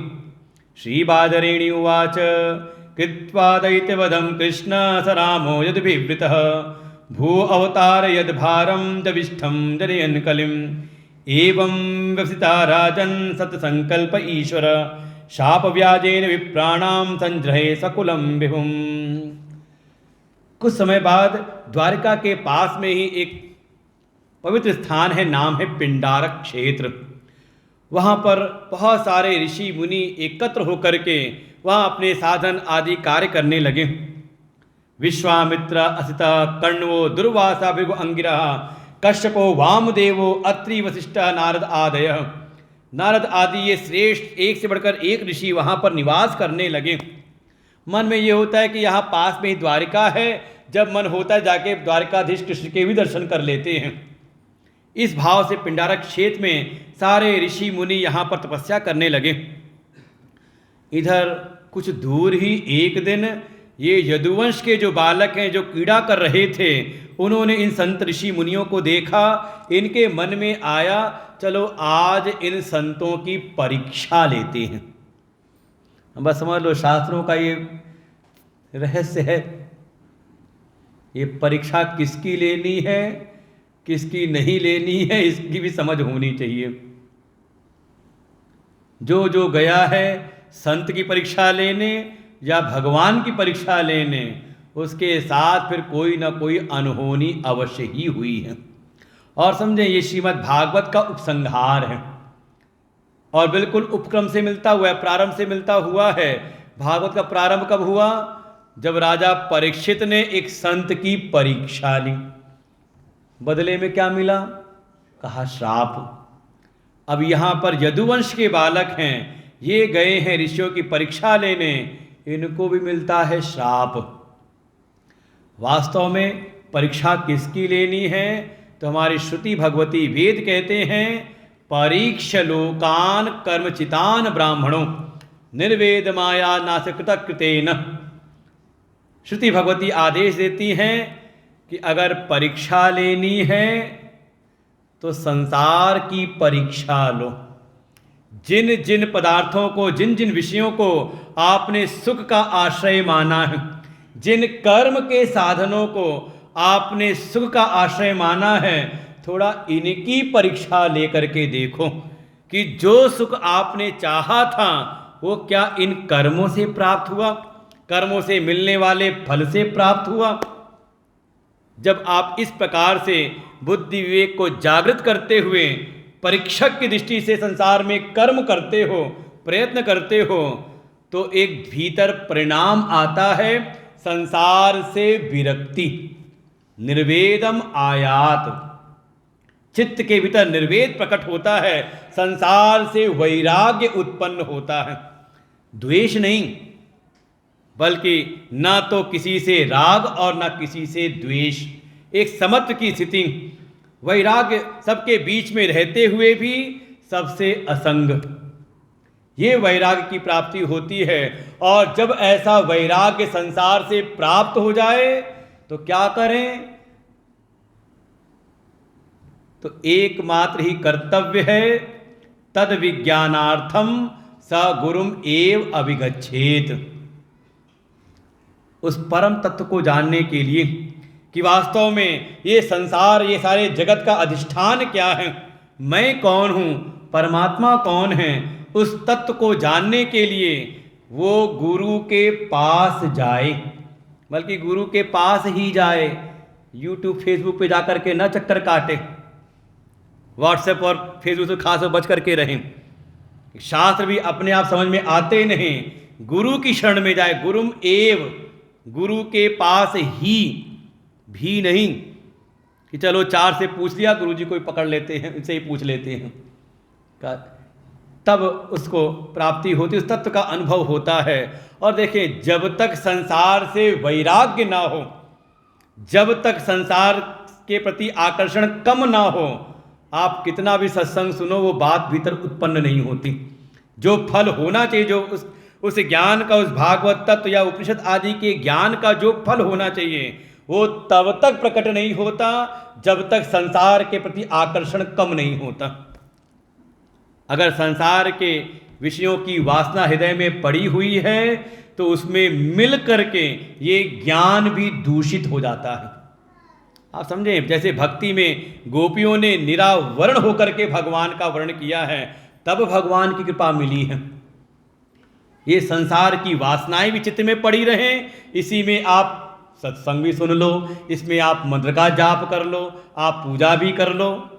बिल्कुल स्थिति ऐसी है, संसार में तो हम रहें लेकिन संसार के विषयों की वासना चित्त पे ना पड़े, चित्त में संस्कार ना हो। और कई बार इसका ठीक उल्टा करते हैं जगत के लोग, संसार के प्राणी ऊपर से संबंध विच्छेद कर लेंगे और दिल में बैठाए रखते हैं, चाहे प्रेम से चाहे द्वेष से। किसको? संसार को। यहीं पर चूक होती है, ना किसी के प्रति राग, ना किसी प्रति द्वेष।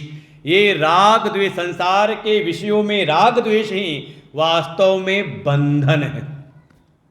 संसार सप्रतुल्यो ही राग द्वेषादि संकुल, यही बंधन है संसार में। जो आप संसार के किसी चीज में आप राग कर लेते हो, हाँ ये मिल जाए, और या किसी से कर लेते हो द्वेष, ये बिल्कुल खट जाए, खत्म हो जाए, बस इसी में आप उलझे रहते हो, कर कुछ नहीं सकते। लेकिन चिंतन दुनिया भर का करेंगे, लगता है दुनिया ही बदल देंगे। हाँ बिल्कुल, भगवान से प्रार्थना करो कि हे प्रभु ऐसी सामर्थ्य दो कि मैं दुनिया बदल दूं। ये लेटेस्ट हमें ज्ञान हुआ है ये। बिल्कुल प्रार्थना करो, भगवान की कृपा हो जाए तो आप क्या नहीं बदल सकते, क्या नहीं कर सकते। लेकिन साथ ही भगवान से ये भी प्रार्थना करो कि प्रभु क्या बदला जा सकता है, क्या नहीं बदला जा सकता, इसका भी प्रभु ज्ञान दे दे। ऐसा ना हो सिर फोड़ते रहो ऐसी जगह जहां कुछ हो ही नहीं सकता। और फिर भगवान से ये भी प्रार्थना करो, अगर मेरे बदलने से कुछ ना बदले तो मेरा चित्त विक्षिप्त ना हो जाए कि मैं पहुंच जाऊं पागल खाने। इसीलिए सबसे मुख्य तो यही है, संसार से जो राग द्वेष है इससे बच जाएं। संसार में हम व्यवहार तो करें लेकिन वो चित्त में कोई संस्कार उत्पन्न ना करें, ऐसी स्थिति हो जाए तब इसे कहा। और ये होता केवल यही है, संसार में करके देख तो लो कि आप जो चाह रहे हो भी रहा है कि नहीं हो रहा। हम क्या ना चर्चाएं ज़्यादा करते हैं, दुनिया की निंदा बुराई सब करने में तैयार होते हैं। एक बार खुद उतर के देखो कि कर सकते कि नहीं कर सकते। अपने आप जब करने उतरोगे तो अपने आप समझ में आ जाए कि हमारे बस में कुछ है नहीं और दुनिया ऐसे ही चलती रहती है। ये नित्य परिवर्तनशील है ये जगत, ये हर क्षण अगर बुरी स्थिति है तो वो भी बदल जाती है, और यहीं पे कोई अच्छी से अच्छी स्थिति है वो भी बदल जाती है। ये ना कहना कि आज बहुत खराब है, आप इतिहास देख लो तो अरे हजारों साल गुलामी की है, गुलामी का जीवन का अच्छा होता है, आज कम से कम बहुत अच्छा है पूर्व से। ये मत कहना कि बड़ा दुनिया बेकार हो रही, खराब हो रही है। अरे पहले से काफ़ी ठीक है, काफ़ी सुलभ हो गए संसाधन। है कि नहीं? और ये आशा मत करना कि जो अच्छा ही बना रहेगा, कल फिर कुछ हो सकता है। बिल्कुल, केवल भगवान का चिंतन हो, उस तत्व की प्राप्ति के लिए उपाय तो एक ही है, गुरु की शरण में जाएं। लेकिन वहाँ पर परीक्षक बन करके ना जाएं, बल्कि वहाँ परीक्षार्थी बने रहें। क्योंकि जो भी गया है संत की परीक्षा लेने, मतलब उनकी सामर्थ्य को आंकने के लिए परीक्षा, मतलब आप नहीं जाके उनसे कोई ऐसा नहीं कि उनको कोई प्रश्न पत्र देकर उनकी परीक्षा बैठा करके लोगे, उनकी सामर्थ्य को आंकने का प्रयास करना है। अरे मान लो भगवान की, कहीं मान लो किसी मंदिर में आप पूजा कर रहे हो, करते करते मनोकामना पूरी नहीं हुई, आपने कहा ये भगवान ठीक नहीं, वाले भगवान को पूजते हैं, तो क्या हुआ? क्या किया आपने? परीक्षा तो ली ना, चलो इनका वो पूछ करके देख लें कि इन्होंने तो काम पूरा किया, इनको भी देख लेते हैं, ये भी नहीं होगा तो कोई और पकड़ लेंगे। ये समझ लो कहीं ना कहीं ये यही है भाव, भगवान की और संत की सामर्थ्य को आंकने का प्रयास। उनका कुछ नहीं बिगड़ने वाला, लेकिन वर्णन किया जो यदुवंश के बालक हैं शाप लेकर के लौटते हैं, जैसा संतों ने शाप दिया, जाओ इसके गर्भ से ना तो कन्या होगी ना पुत्र होगा, बल्कि इसके गर्भ से निकलेगा मूसल, जो सारे यदुवंश के संहार का कारण बनेगा। और जा करके भाग करके जब उन्होंने उस पेट पे से कपड़ा हटाया तो अंदर से एक मूसल निकला। भगवान के पास नहीं गए जो राजा उग्रसेन है उनसे जाके सब बताया। उन्होंने कहा चिंता ना करो, वो मूसल दे दिया सेवकों को कि इसका चूरा चूरा करके समुद्र में बहा दो। मूसल ही नहीं रहेगा तो फिर काहे का संकट। सेवकों ने भी उसका चूरा किया, बाद में एक नुकीला हिस्सा बच गया, उसके सबको फेंकवा दिया समुद्र में। संजोग वो जितना चूरा था वो समुद्रों की लहरों से आकर के तट पर ही एक जहरीली कटीली घास के रूप में, एरका नाम की घास के रूप में प्रकट हो गई। और जो नुकीला टुकड़ा था एक मछली ने निकला और उस मछली को पकड़ा जाल डाल करके जरा नाम के बहेलिए ने। उसके जाल में फंसी मछली जब ला के चीरा उसको तो टुकड़ा निकला। उसको लगा बड़ा अच्छा नुकीला टुकड़ा है, उसने अपने बाण में लगा दिया कि शिकार करने के काम आएगा। और यहाँ से यदुवंश के संहार की लीला प्रारंभ होती है। लेकिन बीच में ही तम एकदा तु देवर्षिं वसुदेवो गृहागतम अस्तम सुखमासीनम अभिवाद्येत इदम अब्रवीत। एक दिन देवर्षि नारद का आगमन होता है द्वारिका, और ये आकर के वसुदेव और देवकी के घर में आते हैं। भगवान ने जैसे प्रेरित किया हो, जैसे ही आए वसुदेव देवकी ने देवर्षि नारद को सुखपूर्वक सिंहासन पर बैठाया, उनका पूजन अर्चन किया, और जब वो सेवा से संतुष्ट हो गए तब वसुदेव जी अपने हृदय की बात कहते हैं। वसुदेव उवाच भगवन् भवतो यात्रा स्वस्तये सर्वदेहिनां कृपणानां यथा पित्रोर उत्तम श्लोक वर्तमनां भूतानां देवचरितं दुःखाय च सुखाय च सुखायैव हि साधूनां त्वादिशां अच्युतात्मनां। वसुदेव जी कहते हैं, हे देवर्षि आपने बड़ी कृपा की, आप जैसे संत हम गृहस्थों के यहाँ आकर के वास्तव में हमारा कल्याण ही करते हैं। आपने मेरा घर पवित्र कर दिया, हमें कृतार्थ किया। हे देवर्षि थोड़ी आप भी हम पर और कृपा करो। देवर्षि ने कहा और क्या कृपा करूं, साक्षात परमात्मा तुम्हारे पुत्र बनकर के विराजमान हुए हैं, और मैं क्या कर सकता हूं।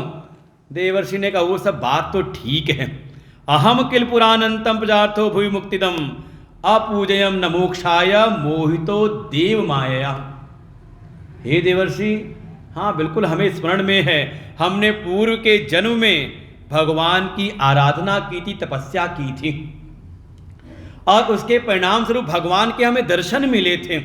और जब भगवान ने कहा वरदान मांगो, तो उस समय भगवान के स्वरूप को देख करके हमारी जो बुद्धि थी उस समय दैवी माया से मोहित थी।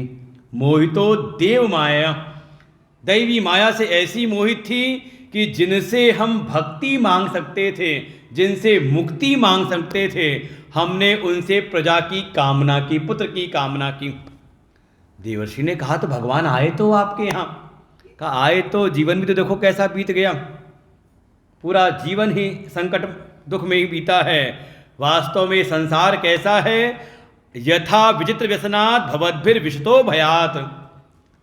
हे देवर्षि, इस संसार को देखें तो यहाँ संसार में जो दुख आता है ना, वो भी एक ऐसा व्यसन पहन करके, कहते हैं ऐसा चोला पहन करके आता है। ये दुख भी सुख का रूप बना करके आता है।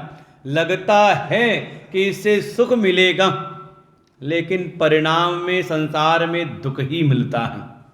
और भगवान तो गीता में बार बार कह देते हैं संसार है क्या?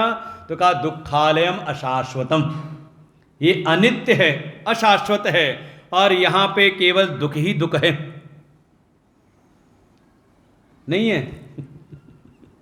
हाँ, यहाँ कह दो हाँ है, फिर घर जाके कहोगे अरे ऐसे कैसे दुख है, देखो हम कितने सुखी हैं, चलाया एसी, बढ़िया ठंडी ठंडी हवा खा रहे हैं।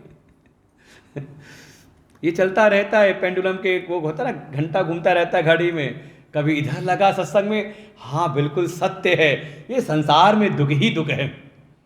देखो शास्त्र कह रहे हैं, जो महापुरुष हैं उन्होंने भी यही कहा, नानक दुखिया सब संसार।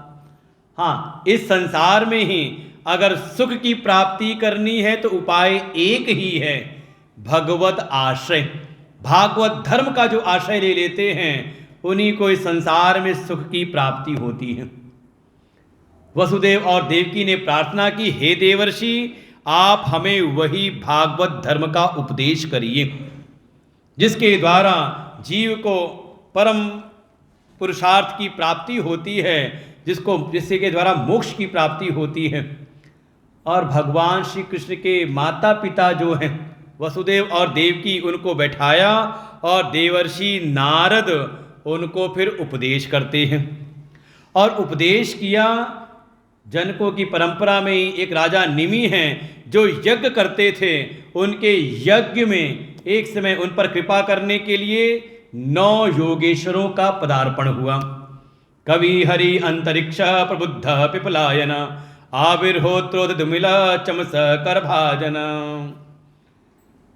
ये 9 योगेश्वर, 9 योगी आए, और जैसे इन 9 योगियों को देखा, राजा निमि अपने आसन से उठ खड़े होते हैं, उनका स्वागत किया, उनको आसन पर बैठाया और उनका पूजन अर्चन करते हुए उनसे प्रार्थना की।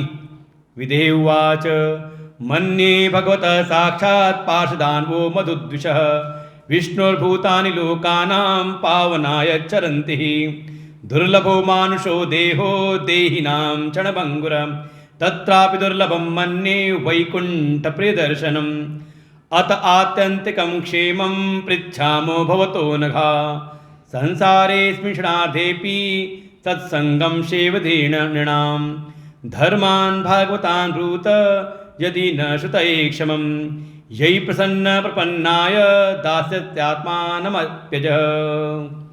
विदेहराज निमि ने उन 9 योगेश्वरों को प्रणाम किया, उनका वंदन किया, उनसे प्रार्थना की कि आपने वैसे हम पर कृपा की है, इस संसार में आप जैसे संतों का दर्शन हो जाए ये अत्यंत दुर्लभ है, आपने कृपा की।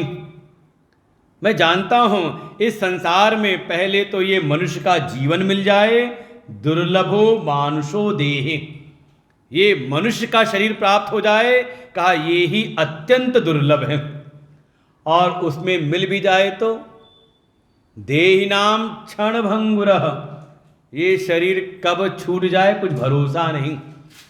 अगर पूरे सृष्टि के काल को देखें तो कुछ का में गणना है नहीं शरीर की, अत्यंत क्षणभंगुर है। और इस दुर्लभ मनुष्य जन्म में आप जैसे संतों का दर्शन मिल जाए, तत्रापि दुर्लभम मन्ये, मुझे उससे भी ज़्यादा दुर्लभ लगता है कि आप जैसे संत मिल जाएं। देखो भगवान ने गीता में कहा है, गीता में भगवान ने कहा है अपने बारे में भी, भगवान और संतों के बारे में भी। अपने बारे में कहते हैं कि हे अर्जुन, उसके लिए सब जो भक्तों के लिए काम मैं अत्यंत ही सुलभ हूँ, तस्याहम सुलभ पार्थ अनन्य चेता सततम, ऐसा कोई अनन्य चित्त होकर के भगवान का ध्यान करे, उनका चिंतन करे, तो भगवान कहते हैं मैं अत्यंत ही सुलभ हूँ। लेकिन जो मेरी प्राप्ति करने वाले हैं, मेरा जो अनुभव कर चुके हैं, ऐसे भगवत निष्ठ जो भक्त हैं, जो संत हैं, वो जगत में दुर्लभ हैं। वासुदेव सर्वमिति स महात्मा सुदुर्लभ। जिनकी ऐसी दृष्टि, ज्ञान दृष्टि ऐसी हो जाती है, जिनको सारे जगत में या सारा जगत ही भगवन में अनुभव होता है कि भगवत अतिरिक्त कुछ और है ही नहीं, किसी और की सत्ता है नहीं, ऐसे जो ज्ञानी भक्त हैं, तत्वदृष्टा, तत्व का दर्शन करने वाले जो संत हैं, तो कहा स महात्मा, ऐसे जो महात्मा दुर्लभ ही नहीं सुदुर्लभ, वो अत्यंत ही दुर्लभ है। विदेहराज निमि ने कहा हे भगवान, आप सबने बड़ी कृपा की कि आपके मुझको दर्शन प्राप्त हो रहे हैं। मेरे मन के भीतर कुछ प्रश्न हैं, कुछ जिज्ञासाएं हैं, मैं जानना चाहता हूं। और एक एक करके राजा निमि ने 9 प्रश्न पूछे हैं और हर एक प्रश्न का उत्तर एक योगी ने दिया है, जो 9 योगी आए थे। और इस 9 प्रश्नों में ही पूरी भागवत का कह सकते हैं उपसंहार रूपे पूरा सार है। पहले ही प्रश्न पूछा है, धर्मान भागवतान रूत, भागवतान धर्मान रूत दिनशतैषमम। अगर आप मुझ पर कृपा करना चाहते हैं तो पहला ही बात यह कि आप मुझको बताइए भागवत धर्म क्या है। सबसे आगे आते हैं कवि महाराज, जिनका नाम था कवि। उन्होंने कहा ये वही भगवता प्रोक्तः उपाया ही आत्मलब्धये। वास्तव में सभी शास्त्रों में जो आत्म उपलब्धि के साधन बताए गए हैं कि कैसे कैसे आत्मबोध होता है, आत्म तत्व की उपलब्धि होती है, उसके जो साधन बताए गए हैं, चाहे वो कर्म योग हो, चाहे भक्ति योग हो, चाहे ज्ञान योग हो, उसी का नाम है भागवत धर्म। जो भगवान से एक करा दें, ऐसे जो भी साधन हैं, उसी को कहते हैं भागवत धर्म। और सबका सार यही है कि आप जो भी करो सब भगवान को समर्पित भाव से करें। कायेन वाचा मनसेन्द्रियैर्वा बुद्ध्यात्मना वानित स्वभावात् करोति यद्य सकलं परस्मै नारायणायेति समर्पयेत। कायेन शरीर से कुछ करें, वाचा वाणी से कुछ करें, मनसा मन से कुछ चेष्टा करें, इंद्रियैर्वा इंद्रियों से भी कोई चेष्टा करें, बुद्ध्या बुद्धि से, और तो और स्वभावात स्वभाव से भी कुछ हो, तो जो भी करें करोति यद यद सकलम परस्मै, उन सब को नारायण को ही समर्पित करके करें। हरि ही समर्पे बिनु सत्कर्मा, बिना हरि को समर्पित किए कोई भी कार्य सत्कर्म नहीं होता। सारे कार्य समर्पित कर दे तो दुनिया के जो कार्य कर रहे हैं, हमें लगता है कि हाँ ये दुनिया के कार्य कुछ अलग हैं और भगवान के लिए करने वाले कार्य कुछ अलग हैं, और करते भी खूब हैं, लेकिन लगता है इसे कहीं पहुंचते नहीं। इसका केवल रहस्य इतना ही है, विस्तार तो बहुत है, रहस्य इतना ही है, आप अपने आप को क्या मान करके जीवन जी रहे हो, क्या मानते हो अपने आप को। वो समझ लो जो मान लेते हो जिस उसी के प्रति आपके कहते हैं कार्य समर्पित हो जाते हैं। आपके मन में आया मैं पिता हूं, तो आपके जो कार्य हैं स्वतः ही अपने पुत्र के प्रति समर्पित हो जाते हैं। आपको लगा मैं माँ हूं, तो माँ के पुत्र के प्रति, पति पत्नी का भाव आया। कई बार कहते हैं अरे हम तो संसारी हैं, हम क्या करें। अरे मानते ही क्यों संसारी हो। ठीक है संसार में भी है, कम से कम मन से तो मान ले कम से कम कि मैं भगवान का हूं। इसी बात को संतों ने कहा, मनुष्य बन करके जीवन न जिए, मनुष्य तो भगवान ने बना दिया, भगवान की कृपा हो गई, बस थोड़ा एक कदम आगे बढ़ें भगवान के हो करके। ये मन की तरह है कि मैं भगवान का हूं, भक्त हूं, भक्त का जीवन जिए। आप हर क्षण अपने आप के प्रति ये भाव रखें कि मैं भगवान का हूं, भगवान मेरे हैं। अपने आप आपके जो भी कर्म हैं सब अपने आप पूजा के रूप हो जाते हैं। जगत ईषधि युक्त सेवनम अष्टमूर्तिभित देव पूजनम। बिल्कुल इस भाव से भगवान के होकर के आप समझ लो, जैसे हम लोग का अपना जीवन है, केवल एक भाव भीतर दृढ़ता से है, मैं गुरुजी का हूँ, गुरुजी मेरे हैं। अब इसके बाद चाहे आश्रम में हम पूजा पे बैठे, चाहे हम आश्रम में सफाई करें, चाहे वहाँ झाड़ू लगाएं, चाहे वहाँ नाली साफ करें, चाहे मंदिर की सफाई करें, चाहे गाय की सफाई करें, सब किसको समर्पित हो रहे हैं? लेकिन एक निष्ठा पक्की है कि मैं गुरुजी का हूँ, गुरुजी मेरे हैं। इसके अतिरिक्त कोई और भावना नहीं आती। अपने आप जो भी कार्य करते हैं वो सब कहाँ समर्पित हो रहा है? तभी हो सकता है, नहीं तो फिर आपको हमेशा मोड चेंज करना पड़ेगा। ये हो गया संसार के लिए का, अब ये हो गया भगवान के लिए। बड़ा मुश्किल है कि चेंज हो जाए। क्या पता भगवान के पास भी जाके संसार ही मांग रहे हो, है कि नहीं? सीधी बात है, करे सब लेकिन भगवान से फल की चाह ना करें। प्रभु जैसे आपने सामर्थ्य दी थी, जैसी आपने बुद्धि दी, जैसे आपने शारीरिक सामर्थ्य दी, उससे मैं सब कर्तव्य करता हूं, बाकी आपकी जैसी इच्छा हो आप फल प्रदान करें। जाय विधि राखे राम, ये कहना आसान है, इसको जी लें तो समझ लो आप भागवत धर्म कर रहे हैं। और ऐसा किसी में समर्पण हो जाए तो उसके हृदय में कहते हैं भक्ति प्रकट होती है। करती क्या है? तो दृष्टांत दिया, जैसे भोजन करो तो क्या होता है, एक साथ 3 काम होते हैं, तुष्टि पुष्टि क्षुधा निवृत्ति।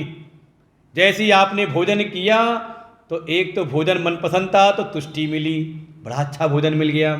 फिर जो भूख से चूहे कूद रहे थे पेट में, वो चूहे शांत हो गए, क्षुधा निवृत्ति। और तीसरा कहा पुष्टि, शरीर को पोषण मिलता एक साथ ही।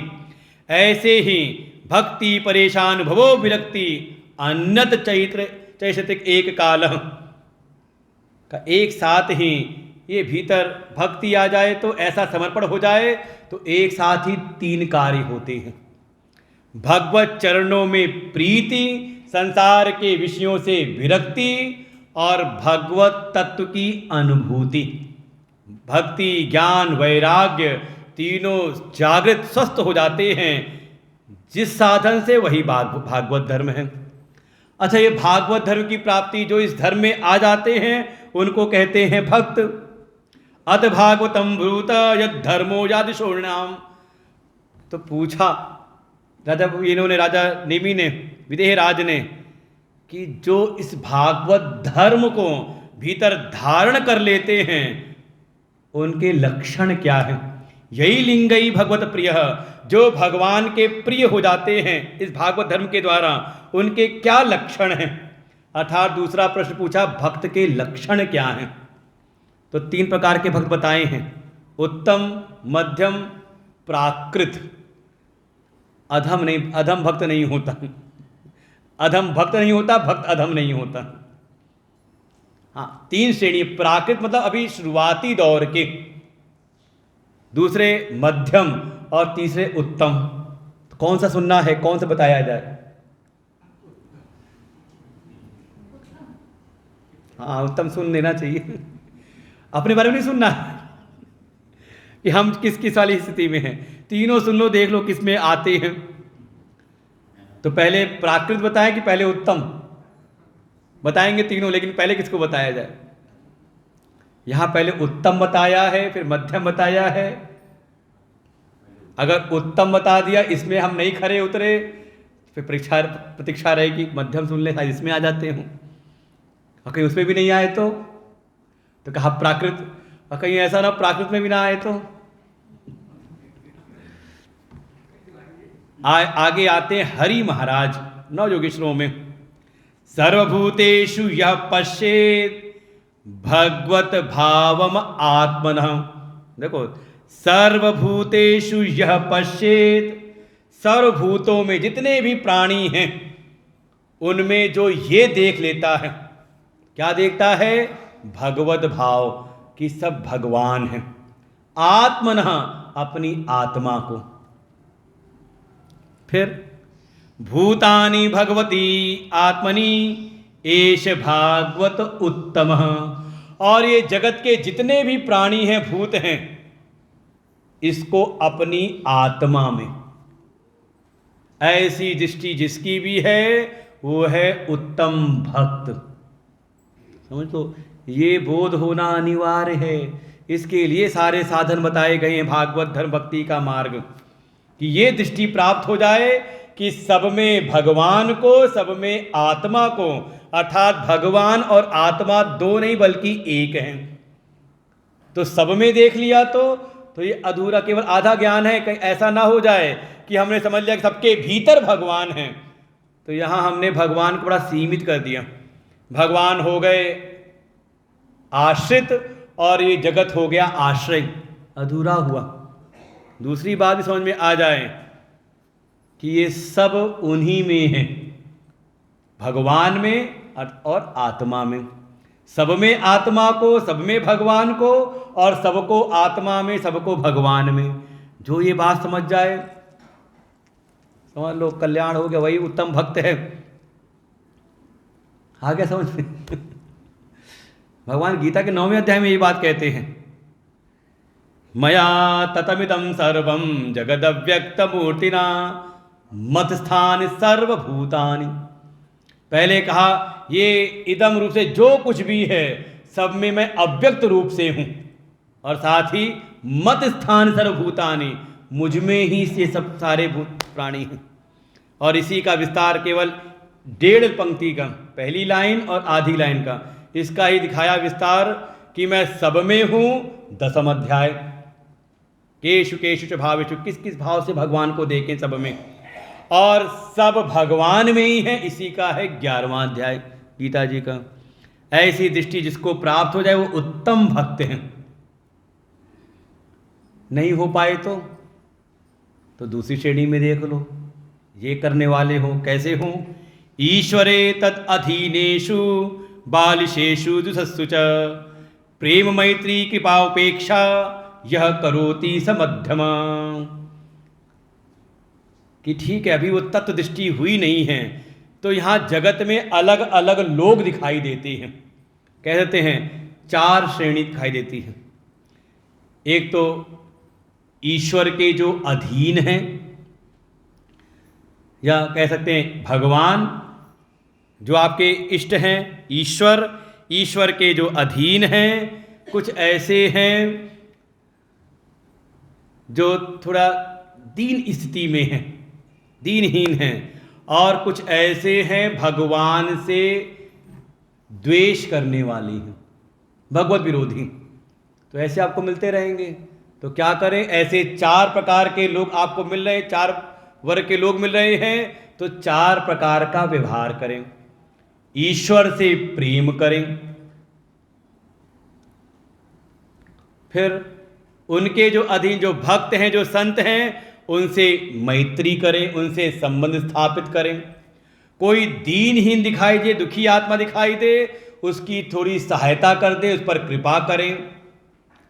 और कोई अगर भगवत द्वेषी हो, भगवत विरोधी हो, भगवान के विषय में उल्टा पुल्टा बोलता हो, तो उससे अपना संबंध विच्छेद कर लें। हमारे एक महात्मा जी किया करते थे जब अपने पूर्व आश्रम में थे। कोई आ करके अगर संतों के विषय में कुछ उल्टा पुल्टा, उनका कोई घर में संबंधी कोई मेहमान आ जाए तो उल्टा पुल्टा बोलने लगे भगवान को, संतों के बारे में, तो कुछ कहते नहीं, उनको प्रणाम करते, फिर उनके पैर पकड़ते, छोटा बड़ा जो भी हो, पैर पकड़ने में चप्पल निकाल लेते और ले जाके दरवाजे पे रख देते, जाओ महाराज। यहाँ रह करके इस तरह की बात, हमारे घर में भगवान का विरोध, संत का विरोध नहीं हो सकता।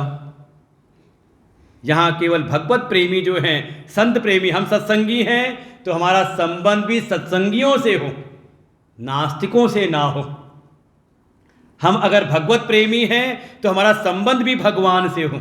ये बात पूछा है मीराबाई ने एक चिट्ठी के द्वारा अपने गुरुदेव सूदास जी से, और उत्तर में उन्होंने यही लिखा, जाके प्रिय न राम वे देहि तजिए ताहि कोटिसन यद्यपि परम स्नेहि। कोई अगर भगवान का द्वेषी है, उससे आप संबंध बना के रखते हो, उससे आपका कोई अगर मित्रता का भाव है, तो समझ लो आप भी भगवत द्रोही हो। अरे हमारी माँ को कोई कुछ कह दे और हम सुन ले वहां से मजाक करके, कोई हमारे पिता को गाली दे और आप सुन लो, कर सकते हो। तो फिर कोई हमारे शास्त्र पर आक्षेप करे, कोई हमारे भगवान पर आक्षेप करे, हमारे गुरु पर, संतों पर आक्षेप करे, तो कैसे सुन लेते हो। पुराणों में तो ऐसा वर्णन किया कि कोई ऐसी बात करे, सामर्थ्य है तो जुबान खींच लो, और नहीं तो कान बंद करके वहां से निकल जाओ। बिल्कुल, जब तक जीवन है इनके प्रति अपनी श्रद्धा बनी रहे। यावत जीवे त्रयो वंद्य गुरु वेदांत ईश्वर हो, गुरु शास्त्र और ईश्वर की वंदना आजीवन करते रहें। और कोई अगर इनका विरोध करे, विद्रोह करे, द्वेष करे इनसे, तो तत्काल उनसे अपना संबंध विच्छेद कर लें, क्योंकि कभी न कभी उनकी बात आप बार बार सुनते हो तो आप भी एक दिन विरोध में ही आ जाओगे। ये परिस्थितियां कब बदलते कुछ पता चलता नहीं।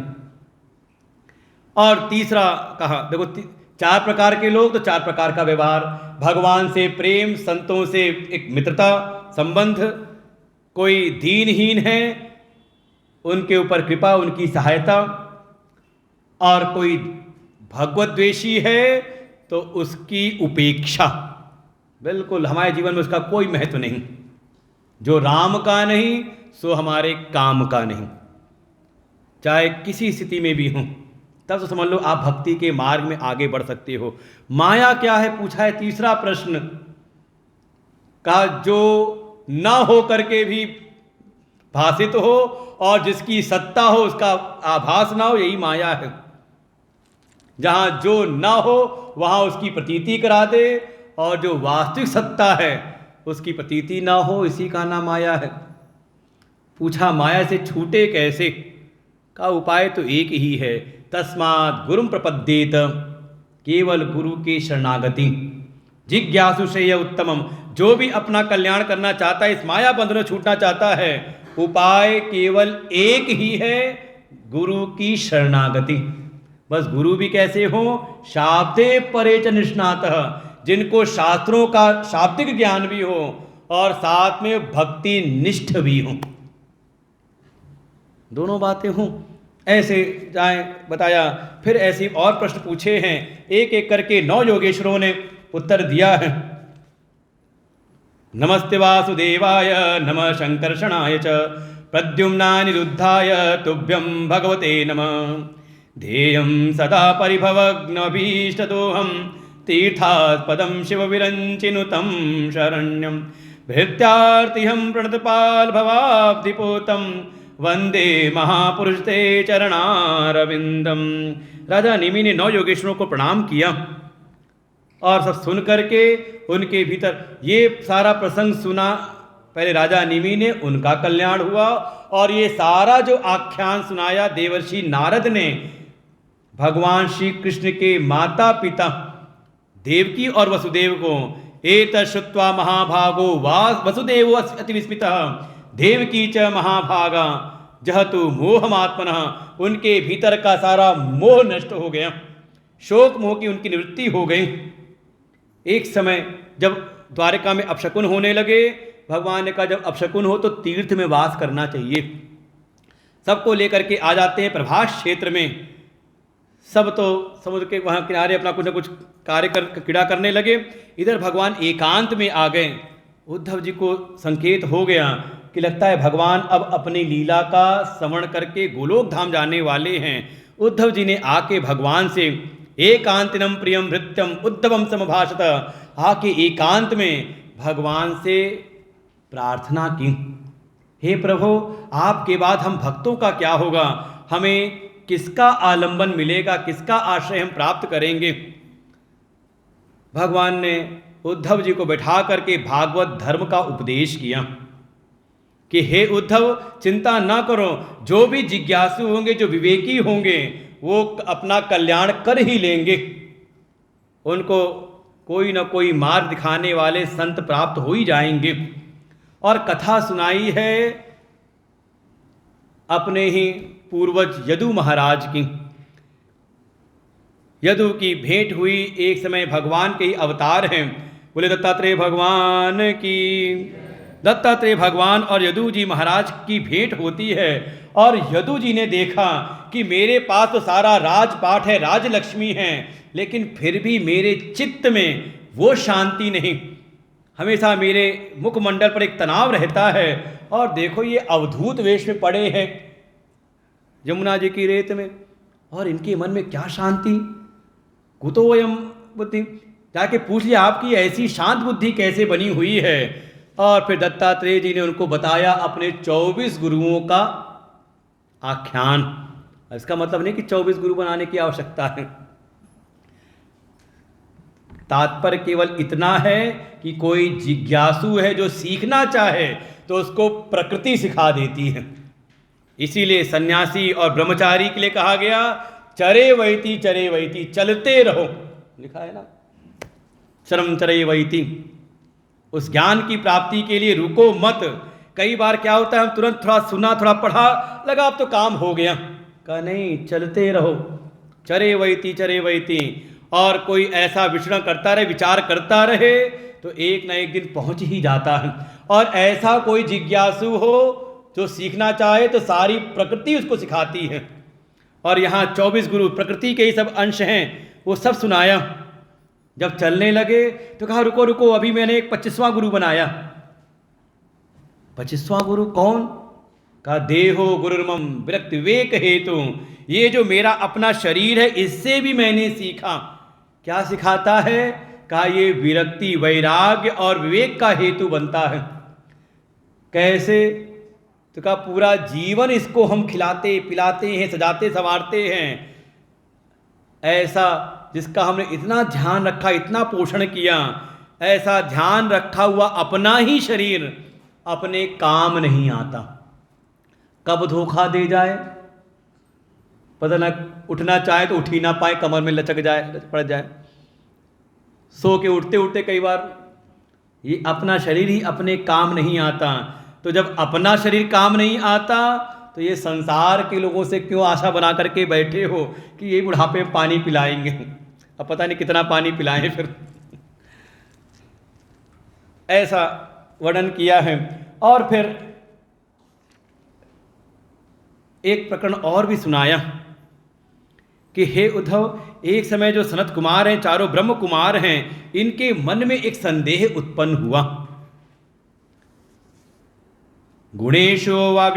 गुणेष्वाविशते चेतो गुणाश्चेतसि च प्रभो, कथमन्योन्य संत्यागो मोक्षोर अतिथितीर्षो।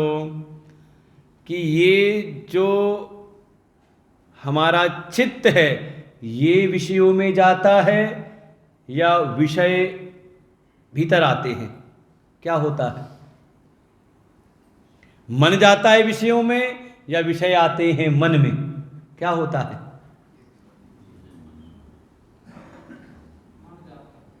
है ना, कई बार होता है कोई बात सुनना तो चाह रहे, वो अंदर कोई बात चल रही है, पूरा ध्यान लगाना पड़ता है, मन को लगाना पड़ता है कि हाँ तो ननू में, है ना।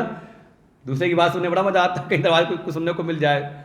और कई बार अपने आप हम नहीं भी चाहते तो भी लाउड स्पीकर चल रहा है तो आवाज आ रही कान में।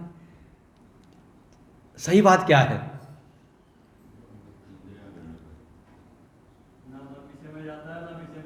ये पुराने सत्संगी हैं। क्यों? दोनों बात हमने सुना दी। कई बार हम अपना मन लगाते हैं, ध्यान से सुने, आवाज हल्की हल्की आवाज आ रही, सुन ले क्या बात हो रही, मेरी बुराई तो नहीं कर रहे। और कई बार अपने आप आ रहा है शब्द भीतर, हो तो रहा है, कैसे कह दिया नहीं हो रहा है। क्या होता है? मन जाता है विषय में या विषय आते हैं मन में? कुछ बता नहीं रहे। अरे सीधे कहो ना, जब ब्रह्मा के पुत्र कुमार निर्णय नहीं कर पाए तो हम किस खेत की मूली हैं। और गए ब्रह्मा जी के पास, ब्रह्मा जी भी निर्णय नहीं दे पाए, तब स्वयं ब्रह्मा जी के आवाहन पर स्वयं भगवान अवतार लेते हैं। बोले हंस भगवान की। हंस जो विवेक कराए, क्षीर नीर का विवेक, जो जड़ चेतन का विचार विवेक करा दे, ये समझा दे कि ये जो विषय हैं और जो चित्त है दोनों ही एक ही थाली के चट्टे बट्टे हैं, दोनों ही गुण से निर्मित हैं, इसलिए दोनों ही मिथ्या हैं। इनको दोनों को जो जानने वाला है, इन दोनों का जो अधिष्ठान है वो सत्य है, उसको जानो। ऐसे सारी कथा सुनाई। ये सारा उपदेश करके भगवान ने उद्धव को कह दिया, गच्छ उद्धव मयादिष्टो भद्राख्यम ममाश्रमम। हे उद्धव, तुम चले जाओ बद्रिकाश्रम, तुम्हें यदुवंश का श्राप प्रभावित नहीं करेगा। वास्तव में कोई भागवत धर्म का इस तत्व का अनुभव कर ले तो संसार का कोई श्राप उसको छू नहीं सकता। श्रापों को मिटाने वाली आरती गाते हो आप, किसी का नहीं, चिंता ना करना। इस ज्ञान में अगर आप लग जाओ तो कोई आके कुछ भी कर ले, तंत्र मंत्र जो भी, जिसको भी श्राप देना जाओ, तुम्हें मैं श्राप देता हूँ, भस्म हो जा, कह देना तुम कर लो अपना काम, चिंता मत करना।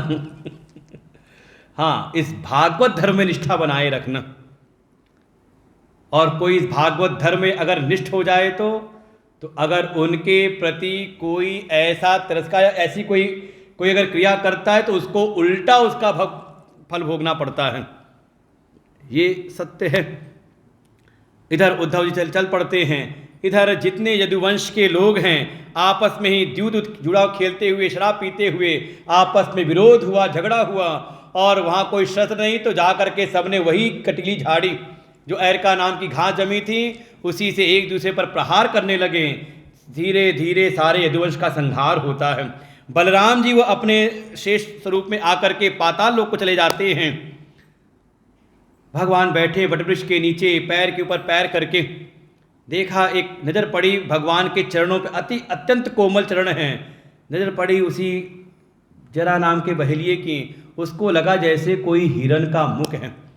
निशाना लगा के तीर चलाया, जाके भगवान के पैरों में लगता है। पास आया, डरता है।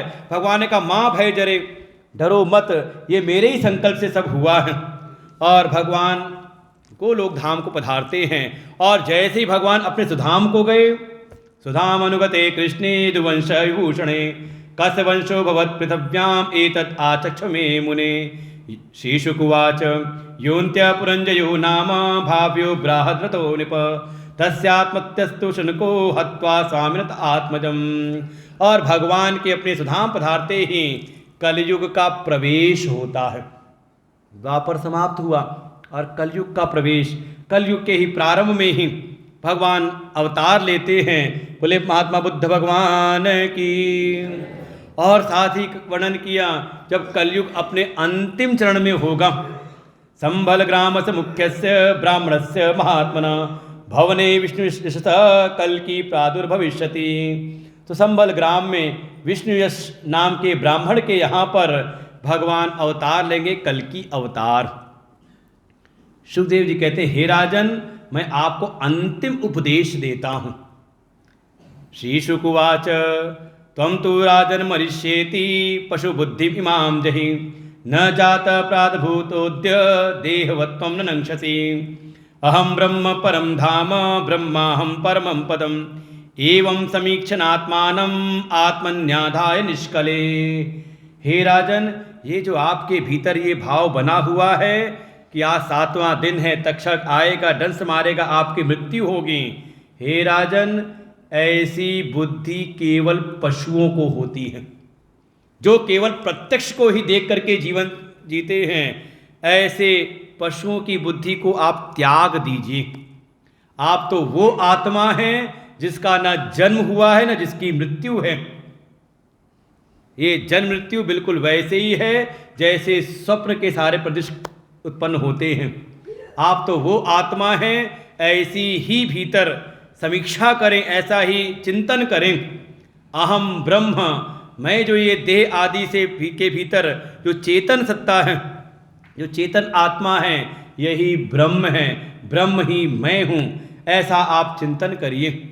राजा परीक्षित के हृदय के भीतर अनुभूति होती है और सुखदेव जी की वो स्तुति करते हैं। सिद्धोस्मि अनुगृहीतोस्मि भवता करुणात्मना, श्रावितो यच्च मे साक्षात् अनादि निधनो हरि, अज्ञानं च निरस्तं मे ज्ञान विज्ञान निष्ठया, भवता दर्शितं क्षेमं परम भगवत पदम। राजा परीक्षित, हे सुखदेव जी, आपकी कृपा से मैं अपने स्वरूप में सिद्ध हो गया हूँ। ये मोह जनित अज्ञान जनित जो मोह था ये सब का सब नष्ट हो गया, मुझे अपने स्वरूप की अनुभूति हो आई है। सुखदेव जी को प्रणाम किया। सुखदेव जी अपने आत्मारामों के चल पड़ते हैं। इधर 7वां दिन है, पुत्र हैं जन्मेजय, इन्होंने पहरा बिल्कुल कड़ा कर दिया, कोई प्रवेश ना कर सके। लेकिन तक्षक साधु संतों के साथ में ही उनके पुष्पों में ही छुप करके आता है और समय आ करके अपने असली रूप में आया और राजा परीक्षित के शरीर पर डंस मारा। लेकिन राजा परीक्षित पूर्व में ही वो अपने आत्मनिष्ठ आत्मस्वरूप में स्थिति प्राप्त करके वो तो मोक्ष की प्राप्ति मुक्त हो गए। राजा परीक्षित का शरीर भस्म होता है, राजा परीक्षित की मृत्यु नहीं होती। लेकिन सांसारिक दृष्टि से जन्मेजय को लगा कि मेरे पिता का शरीर शांत हुआ। तक्षक के डसने से उन्होंने सर्प यज्ञ किया, सारे सर्प आके भस्म होने लगते हैं। आस्तिक मुनि आए, उन्होंने सर्प यज्ञ बंद कराया। लेकिन मन के भीतर क्षोभ है पिता के लिए, पिता को शांति कैसे मिले?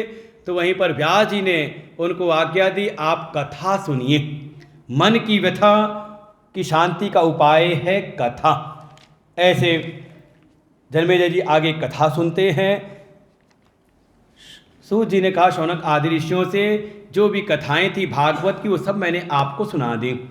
यम ब्रह्मा वरुणेन्द्र रुद्र मरुत सुनवन्ति दिव्यैस्तवै, वेदै सांगपदक्रमोपनिषदै गायन्ति यम सामगा, ध्यानावस्थित तद्गतेन मनसा पश्यन्ति यम योगिनो, यस्यान्तं न विदुसुरासुरगणा, देवाय तस्मै नमः। कस्मै येन विभासितोऽयमतुलो ज्ञानप्रदीप पुरा, तदरूपेण च नारदाय मुनये कृष्णाय तदरूपिणां, योगीन्द्राय तदात्मनाथ भगवत्राताय कारुण्यतत्, तत्शुद्धं विमलं विशोकमृतं सत्यं परम धीमहि। नाम संकीर्तनं यस्य सर्वपापप्रणाशनं, प्रणामो दुःखमशमनस्तं नमामिं हरिं परम्। जन्माद्यसतोऽन्वयादितरतः चार्थेषु विज्ञस्वराट्, तेने ब्रह्महृदाय आदिकवये मुह्यन्ति यत् सूरयः। तेजो वारिमिदां यथा विनिमयो यत्र सर्गो मृषा, धाम्ना स्वेन सदा निरस्तकोकं सत्यं परम धीमहि, सत्यं परम धीमहि। भगवान की कृपा से, भागवत जी की कृपा से हमारी बुद्धि सत्य को धारण करे, हृदय भक्तिमय हो, जीवन भगवान की सेवा में लगे और भगवान का जो सत्य स्वरूप है उसका हम सबको बोध प्राप्त हो। ऐसे हम सभी का आत्मकल्याण हो। और दूसरी बात, जिन पितरों के निमित्त हमने यह कथा अनुष्ठान हमने किया उनका भी कल्याण हो, उनको भी मुक्ति प्राप्त हो, भगवान की कृपा सबको प्राप्त हो, हृदय में भक्ति ज्ञान वैराग्य तीनों की प्राप्ति हो। इन्हीं शुभेच्छाओं के साथ में यह श्रीमद् भागवत महापुराण की कथा आज यहाँ पर विश्राम लेती है। जिनका भी सहयोग मुख्य रूप से हमारी वेदांत सत्संग समिति और वेदांत आश्रम प्रन्यास के जो भी पदाधिकारी हैं, कार्यकर्ता हैं, सेवक हैं, उन सब की प्रीति कुचरणों में निरंतर बनी रहे, सेवा में लगे रहें, स्वयं भी लगें और अन्यान और लोगों को भी जोड़ें।